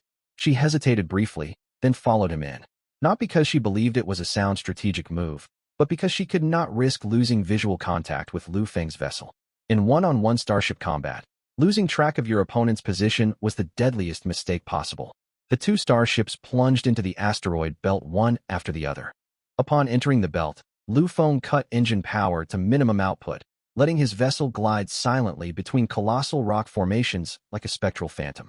His hands clamped tight around the control stick. Eyes glued to the forward holographic projection, rock outlines stood stark against starlight, each mass slowly rotating and drifting through the void. He needed to calculate the trajectory of every single rock with pinpoint accuracy. A single 1-second miscalculation would see his hull crushed into scrap. Yet orbital trajectory calculus was not his strength. Unlike Lin Ruoshua, he lacked innate spatial awareness and rapid computational aptitude. System, compute real-time asteroid trajectories, and overlay predictive paths on the holographic interface. Calculations in progress, real-time coordinates, drift velocities, rotation vectors, and 30-second forward trajectory projections for all asteroids overlaid onto holographic display. Faint dashed lines and scrolling numerical readouts materialized over every rocky mass within Lu Feng's field of view. The dashed lines marked each asteroid's future drift path, while the numbers tracked its rotation speed and directional spin. He no longer needed to compute manually. The auxiliary system handled all calculations. All Lu Feng had to do was interpret the lines to chart a safe course. His starship slipped through a narrow gap between a 30-kilometer-wide asteroid and a 15-kilometer asteroid, the rocky masses scraping barely centimeters past his shield barrier. Then a second chasm, a third, a fourth. His piloting grew smoother by the second. Evolving from stiff, hesitant adjustments to near instinctive reactions, the hall fell completely silent, every spectator glued to the public screen without a word spoken. "This can't be possible," one cadet muttered under their breath. The standard turning radius for an Imperial destroyer is 12 kilometers, yet that last pivot barely spanned 5. There's no physical way to pull that off. He throttled down his engines, another cadet replied. With minimal forward velocity, the vessel's effective turning radius shrinks. But lower speed makes maneuvering harder. The asteroids are all in constant drift. Slower forward momentum leaves less room to compensate for their shifting positions. How is he pulling this off? No one could provide an answer. Lu Feng navigated past the densest core of the asteroid belt and emerged into a comparatively open stretch of void. This sector sat on the belt's inner edge, with far sparser rocky debris granting ample room for tactical maneuvering. He brought the starship to a full stop behind a gargantuan asteroid, using the rock shadow to mask his vessel's sensor signature. On the holographic screen, Lin Ruoshue's starship appeared at the edge of the dense asteroid zone Lu Feng had just crossed. She had followed him in, yet her progress lagged far behind his. It was not a failure of piloting skill, but a limitation of her control setup. Her interface lacked the auxiliary system's real-time trajectory predictive overlay. Every asteroid's drift path required mental calculation, every steering decision processed through her own raw computational power alone. She had been slowed down significantly. Lu Feng's opening had arrived. His gaze drifted to a parameter tucked in the corner of the holographic display, the limit overload mode for the energy diversion system. This was a function he had seen in the system blueprints. It allowed all shield energy to be diverted to the weapons system, unleashing a salvo far exceeding standard output limits. The trade-off was that the shields would fully collapse for several seconds afterward, leaving the entire vessel completely exposed. It was an all-or-nothing tactic. Either score a decisive killing blow, or get eliminated by the enemy in retaliation. Under ordinary circumstances, Lu Feng would never consider such a high-risk gambit. But facing Lin Ruoshue right now, his odds of victory with conventional tactics were visibly shrinking by the second. The longer the fight dragged on, the slimmer his chances grew. He would stake everything on this single maneuver. System, activate limit overload energy diversion. Push weapon systems to maximum power output. Warning, this operation will disable all shielding for approximately 6 seconds. Confirm execution? Confirm. Lu Feng felt violent vibrations rising from beneath his command seat, the physical feedback generated by surging power rushing out of the shield grid and flooding the weapon arrays. On the holographic display, the shield strength readout plummeted from 50-100 at breakneck speed. 50-100, 3000, 1000. The shield icon dimmed to a lifeless gray.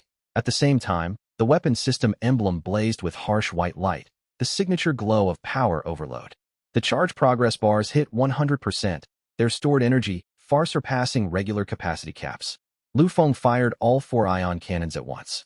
No staggered paired volleys. This was a full 4-barrel simultaneous salvo. The 4 energy beams burned far brighter than any previous shots, carving 4 blinding white streaks across the void of space.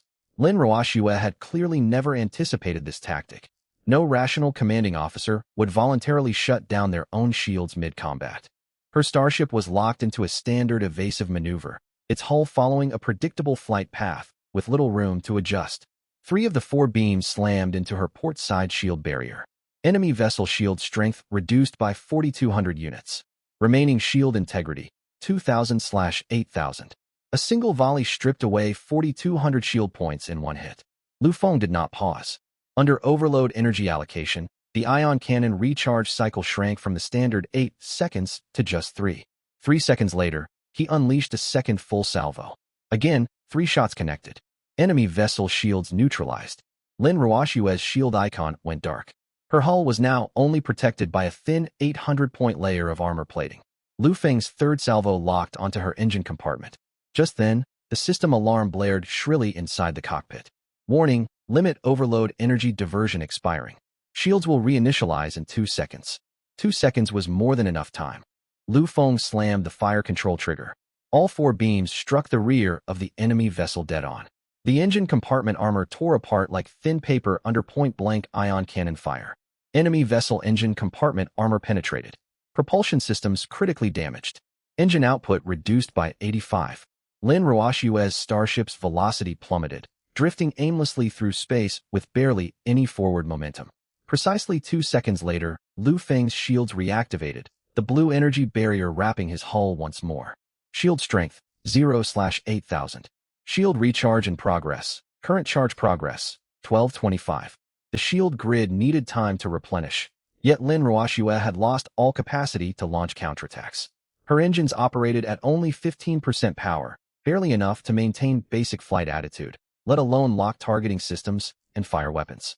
Lu Feng aligned his vessel's bow but held his fire. 10 seconds ticked by, and the opposing craft made no move to retaliate. A line of text flashed across the holographic screen. Combat concluded. Victor, Lu Feng. Lu Feng stared at the words, frozen in stunned silence. He had actually defeated Lin Ruoshua. Dozens of cadets stood before the massive main screen, craning their necks to stare at the victory display, every jaw hanging slack and eyes wide with shock. The hall fell dead silent for roughly 3 heartbeats, before the sharp crash of an overturned metal chair shattered the hush. Lin Ruoshua stepped out of Simulation Pod 13. No emotion registered on her face, no dejection over defeat, no anger at being outmatched. It was as if the brutal skirmish they had just fought had been nothing more than a routine training drill. She walked straight to Lu Feng and came to a halt directly in front of him. She stood far closer than Chen Xiao had been, near enough that Lu Feng could catch the faint, clean scent of laundry detergent clinging to her uniform. Their gazes locked. Lu Feng struggled to find the right words. Phrases like, "You fought well," felt hollow. "I just got lucky," rang insincere. "You're an outstanding pilot," would come off as patronizing. So he opted for the safest choice. He said nothing at all. Lin Ruoshua held his gaze, her eyes, usually cold and distant, as if veiled behind a sheet of ice, now reflecting the overhead hall lights. "Where did you learn that piloting technique?" she asked. "It does not appear anywhere in Imperial military training manuals." Lu Feng parted his lips to answer, but Lin Ruoshua tilted her head slightly, the faintest hint of a smile tugging at the corner of her mouth. "I suppose you won't tell me anyway." She turned and headed for the hall exit. She paused halfway to the doorway, glancing back over her shoulder. The ceiling lamp cast soft light outlining the curve of her cheek. "But I will remember your name, Lu Feng." With that line, she pushed open the door and vanished down the corridor. The auditorium erupted into chaotic chatter, like a pot of water hitting a rolling boil. Lin Ruoshua lost. Lin Ruoshua actually lost a match? Did anyone see those full salvos Lu Feng fired? Their firepower was nearly double the standard limit. How did he pull that off? Is he cheating? Did someone tamper with the simulation pod's core parameters? Are you out of your mind? Zheng Yuanzheng is overseeing the tournament. No one dares rig the system under his watch. Voices rose louder and more jumbled by the second, buzzing around Lu Feng. The second round of assessments is complete. Zheng Yuanzheng lifted his gaze and glanced down at his data tablet. Victors remain in the hall. All defeated cadets are dismissed. The third round will commence in 20 minutes. The losing participants filed out one after another, far more numerous than those eliminated in the first round. Su Xiaorong waved briefly to Lu Feng before stepping through the exit door. Over 200 cadets had filled the auditorium at the start. Fewer than 50 remained now. The vast empty space made every spoken word echo sharply off the walls. Lu Feng scanned the surviving competitors. Almost all were well-known top performers across all grade levels. No one who had advanced through 2 knockout rounds had gotten here by sheer luck. He noticed several pairs of eyes drifting toward him, filled with complicated, unreadable sentiment. In past weeks, their glances had never lingered on him. Even when they swept past his figure, they treated him as nothing more than an unremarkable stone on the roadside. Everything was different now. He had consecutively beaten Chen Xiao, the grade's undisputed simulation combat ace, and Lin Ruoshua, the Academy's undefeated top pilot. For the third round, remaining cadets will be randomly paired by draw. All match winners earn official eligibility for the trainee captain selection program. Additionally, Zheng Yuanzheng paused, sweeping his gaze across every cadet in attendance. Any participant who wins all 3 rounds will receive a personal letter of recommendation written by myself, Zheng Yuanzheng. Whether this letter opens doors for you will depend entirely on your own merits and future performance. His statement dropped like a stone into still water. Every remaining cadet snapped their heads upward in unison. A personal recommendation from Zheng Yuanzheng? The same Zheng Yuanzheng who had served as Deputy Chief of Staff of the Imperial Third Fleet before retirement, who had personally destroyed 17 enemy warships. Within the Imperial Military Talent Recruitment Framework, his written endorsement carried more weight than any perfect exam transcript. Lu Feng could feel the atmosphere shift around him. Cadets who had appeared worn and drained just moments earlier suddenly snapped to alertness, their eyes blazing with renewed drive. Random draw initiated. Zheng Yuanzheng tapped the random matching control on his data tablet. Names scrolled rapidly across the large front screen, pairing results popping up one by one after a few seconds. Lu Feng spotted his own name on the display. Lu Feng versus Zhao Yiming. Lu Feng's expression remained unchanged as he stared at the name. At the far end of the auditorium, Zhao Yiming also fixed his eyes on the matchup board. Upon seeing Lu Feng's name, his face darkened, and his fingers tightened unconsciously around the hem of his uniform trousers. This newcomer had just defeated Qin Xiao and Lin Ruoxua back-to-back. Now he would face this formidable opponent in head-to-head simulated combat. Zhao Yiming's Adam's apple bobbed as he swallowed hard. The simulation pod hatch sealed shut, and the holographic combat field illuminated. Pairing complete. Opponent, third-year cadet Zhao Yiming. Combat engagement begins in 30 seconds. Lu Feng rested both hands on the control console, leaving all combat assist systems disabled. He wanted to gauge his true, unassisted skill level. The 30-second countdown reached 0. Combat initiated. Both starships materialized 1,200,000 kilometers apart in empty space. Lu Feng took one glance at the enemy vessel's initial flight trajectory and instantly deduced Zhao Yiming's opening strategy, a textbook-balanced power allocation setup. Engines, shields, and weapons each received an equal third of total energy output, with a straight-line approach vector copied directly from the Academy textbooks. No unexpected maneuvers, no creative adjustments. Every move followed standard instructional procedure to the letter. From Lu Feng's perspective, the pace was far too sluggish. It was not a matter of slow travel speed, but lethargic tactical rhythm. Zhao Yiming executed every operation rigidly in the sequence taught in class. Accelerate when instructed, raise shield barriers on cue, preheat weapon systems at the designated time. Every single step was technically correct, yet overly formulaic. So predictable that Lu Feng could forecast his next move with his eyes closed. This was not Zhao Yiming's failing, but a side effect of the overwhelming volume of technical data Lu Feng had absorbed from the system blueprints. This was far more information than an average cadet covered in an entire academic year. Every page of the blueprint library contained engineering parameters, construction schematics, and energy distribution logic complex enough to occupy a normal student's research for a full month. Lu Feng cranked his engine power output to 65%, 15% higher than the standard setting. His starship surged forward, hurtling straight toward Zhao Yiming's vessel. He had no interest in drawn-out skirmishes, tentative probing strikes, or gathering reconnaissance data. He aimed to end the fight rapidly. When Zhao Yiming spotted Lu Feng's ship charging forward at a velocity far exceeding textbook limits, his hands fumbled awkwardly over the controls. He followed the standard textbook countermeasure protocol, rerouting extra energy to the forward shield plating while beginning to preheat his weapon arrays. His response logic was sound in theory, yet his reaction tempo lagged drastically behind Lu Feng's advance. The training manuals outlined baseline response timelines, but Lu Feng's closing speed was nearly double the standard engagement pace. Zhao Yiming had barely finished rebalancing his shield grid when Lu Feng's vessel slipped into effective ion cannon firing range. All 4 ion cannons discharged simultaneously. For energy beams struck the enemy's bow dead center, the weakest point of Zhao Yiming's shield coverage. Enemy vessel shield strength reduced by 3,500 units. Remaining shield integrity, 4,500/8,000. A single salvo erased nearly half his defensive barrier. Panic visibly washed over Zhao Yiming. His starship veered into an extreme wide turning maneuver, attempting to create separation. But his turn angle was far too drastic, exposing the entire port flank of his hull directly to Lu Feng's line of fire. Lu Feng unleashed his second full salvo without needing fine targeting adjustments. All 4 beams impacted the enemy's unprotected side hull. Enemy vessel shield strength reduced by 3,400 units. Remaining shield integrity, 1,100/8,000. After just 2 volleys, Zhao Yiming's shield strength dropped below 1,500 points. Lu Feng granted him no breathing room whatsoever. Third full salvo, enemy vessel shields neutralized. Forward bow armor compromised. Fourth full salvo, enemy vessel bow armor fully penetrated. Flight control systems damaged. Hull attitude stabilization offline. Zhao Yiming's starship tumbled slowly through space, drifting like a withered leaf caught in wind currents. Lu Feng held his fire. There was no further need to attack. The opposing craft was completely crippled, incapable of launching counterfire, executing evasive maneuvers, or even maintaining stable flight orientation. Combat concluded. Victor, Lu Feng.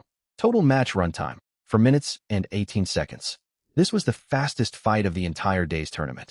It was not that Zhao Yiming lacked skill, but that Lu Feng operated on an entirely superior tier of combat proficiency. He had not relied on the risky limit overload energy diversion tactic used against Lin Ruoxua, nor the tricky burst strategy that defeated Qin Shao. This was unadulterated, overwhelming fire suppression, forcing his opponent to fall into Lu Feng's faster combat rhythm from the opening second. Zhao Yiming never gained a single opening to mount an effective counterattack. Every defensive reaction lagged 1 critical beat behind Lu Feng's relentless assault. The simulation pod hatch slid open. Lu Feng stepped outside and flexed his stiff, aching fingers. Zhao Yiming emerged from his own pod at nearly the same time, his face flushed crimson with embarrassment. He kept his head lowered and hurried straight for the hall exit. Zheng Yuanjing stood at the central podium, staring down at Lu Feng's combat log on his data tablet. The scar above his eyebrow twitched as his brows drew together, then slowly relaxed again. He lifted his head, his gaze cutting across the auditorium to lock onto Lu Feng. Parting his lips, he weighed his choice of words carefully. Lu Feng. He called out the name. Lu Feng walked to the podium and stood at attention. Zheng Yuanzheng closed his tablet and gave him a slow, thorough once-over. A cadet who once scored a mere 13 points in Starship simulation drills had, within a single week, consecutively defeated the top 2 pilots of his grade bracket. Such a meteoric leap in performance was functionally impossible under standard academy training curricula. Your piloting style is wildly unorthodox, Zheng Yuanjing began speaking. Fewer than 3 instructors on this entire campus dare to deploy that limit overload energy diversion trick. The manuals never cover the maneuver. It carries catastrophic operational risk. A single misjudgment spells total vessel destruction. Lu Feng opened his mouth to formulate a response, but Zheng Yuanzheng raised a hand to cut him off before he could speak. I will submit your full combat data to the higher command without alteration, yet let me offer a word of caution. Your unrefined, high-risk tactics may win simulated battles, but they will not guarantee survival in live frontline combat. Lu Feng nodded respectfully. I understand, Instructor Zheng. See that you do. Zheng Yuanjing waved a hand, signaling he was dismissed. By the time Lu Feng returned to his dormitory, night had fully fallen. He pushed open the dorm door to find the room shrouded in complete darkness, only faint dim yellow light filtering in through the window from the campus street lamps outside. Ever since his 3 former roommates had transferred out, he had lived alone in the 4-person suite, the silence bordering on oppressive. Lu Feng tossed his uniform jacket over the back of a chair and collapsed face first onto his bed, staring blankly up at the ceiling. A whirlwind of events had unfolded over the course of the day, defeating Qin Shao, defeating Lin Ruoxua. Either milestone alone would have occupied his thoughts for days, yet his mind lingered elsewhere now. He pulled up the system holographic panel and stared at the resource readouts. Metal, 2,100 units. Energy crystals, 145 units. Rare alloys, 0 units. A week prior, these stockpiles would have struck him as an unimaginable fortune. Now, as he reviewed the resource requirements for the Tier 2 transport vessel blueprint, a heavy sense of dread washed over him. Metal required, 8,000 units. Energy crystals required, 1,500 units. Rare alloys required, 800 units. His current metal reserves barely topped a quarter of the quota. He did not possess even a fraction of the needed energy crystals, and he owned not a single unit of rare alloy whatsoever. What was more, he could no longer return to the scrap salvage yard. Zheng Yuanzheng had announced the tournament results earlier that evening, confirming Lu Feng's eligibility for the trainee captain selection program. This meant endless follow-up assessments, intensive training rotations, and dozens of watchful eyes tracking him. He dared not sneak into the salvage yard to harvest scrap metal as recklessly as he had before. Lu Feng rolled onto his side, burying his face in his pillow and letting out a muffled sigh. He needed a stable, legal, sustainable channel to source construction resources. Purchasing materials outright was the most straightforward solution. Metal, energy crystals, and rare alloys were all traded openly through legitimate imperial commercial networks. With sufficient funds, he could buy as much raw material as the system required. The only barrier was his complete lack of capital. Lu Feng activated his holographic communicator and pulled up his personal bank account balance, 1,847 star coins. This represented his total life savings accumulated over 3 years at the academy. It was not that he lived extravagantly. His parents sent only a modest monthly living stipend.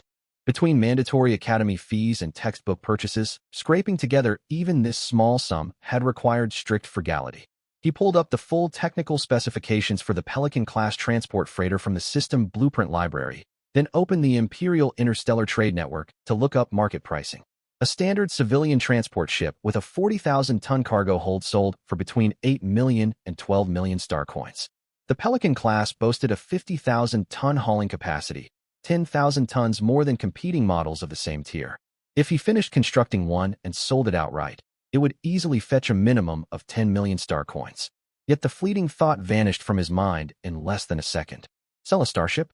He had not even gathered enough materials to build a single hull yet. His dilemma circled back to its starting point.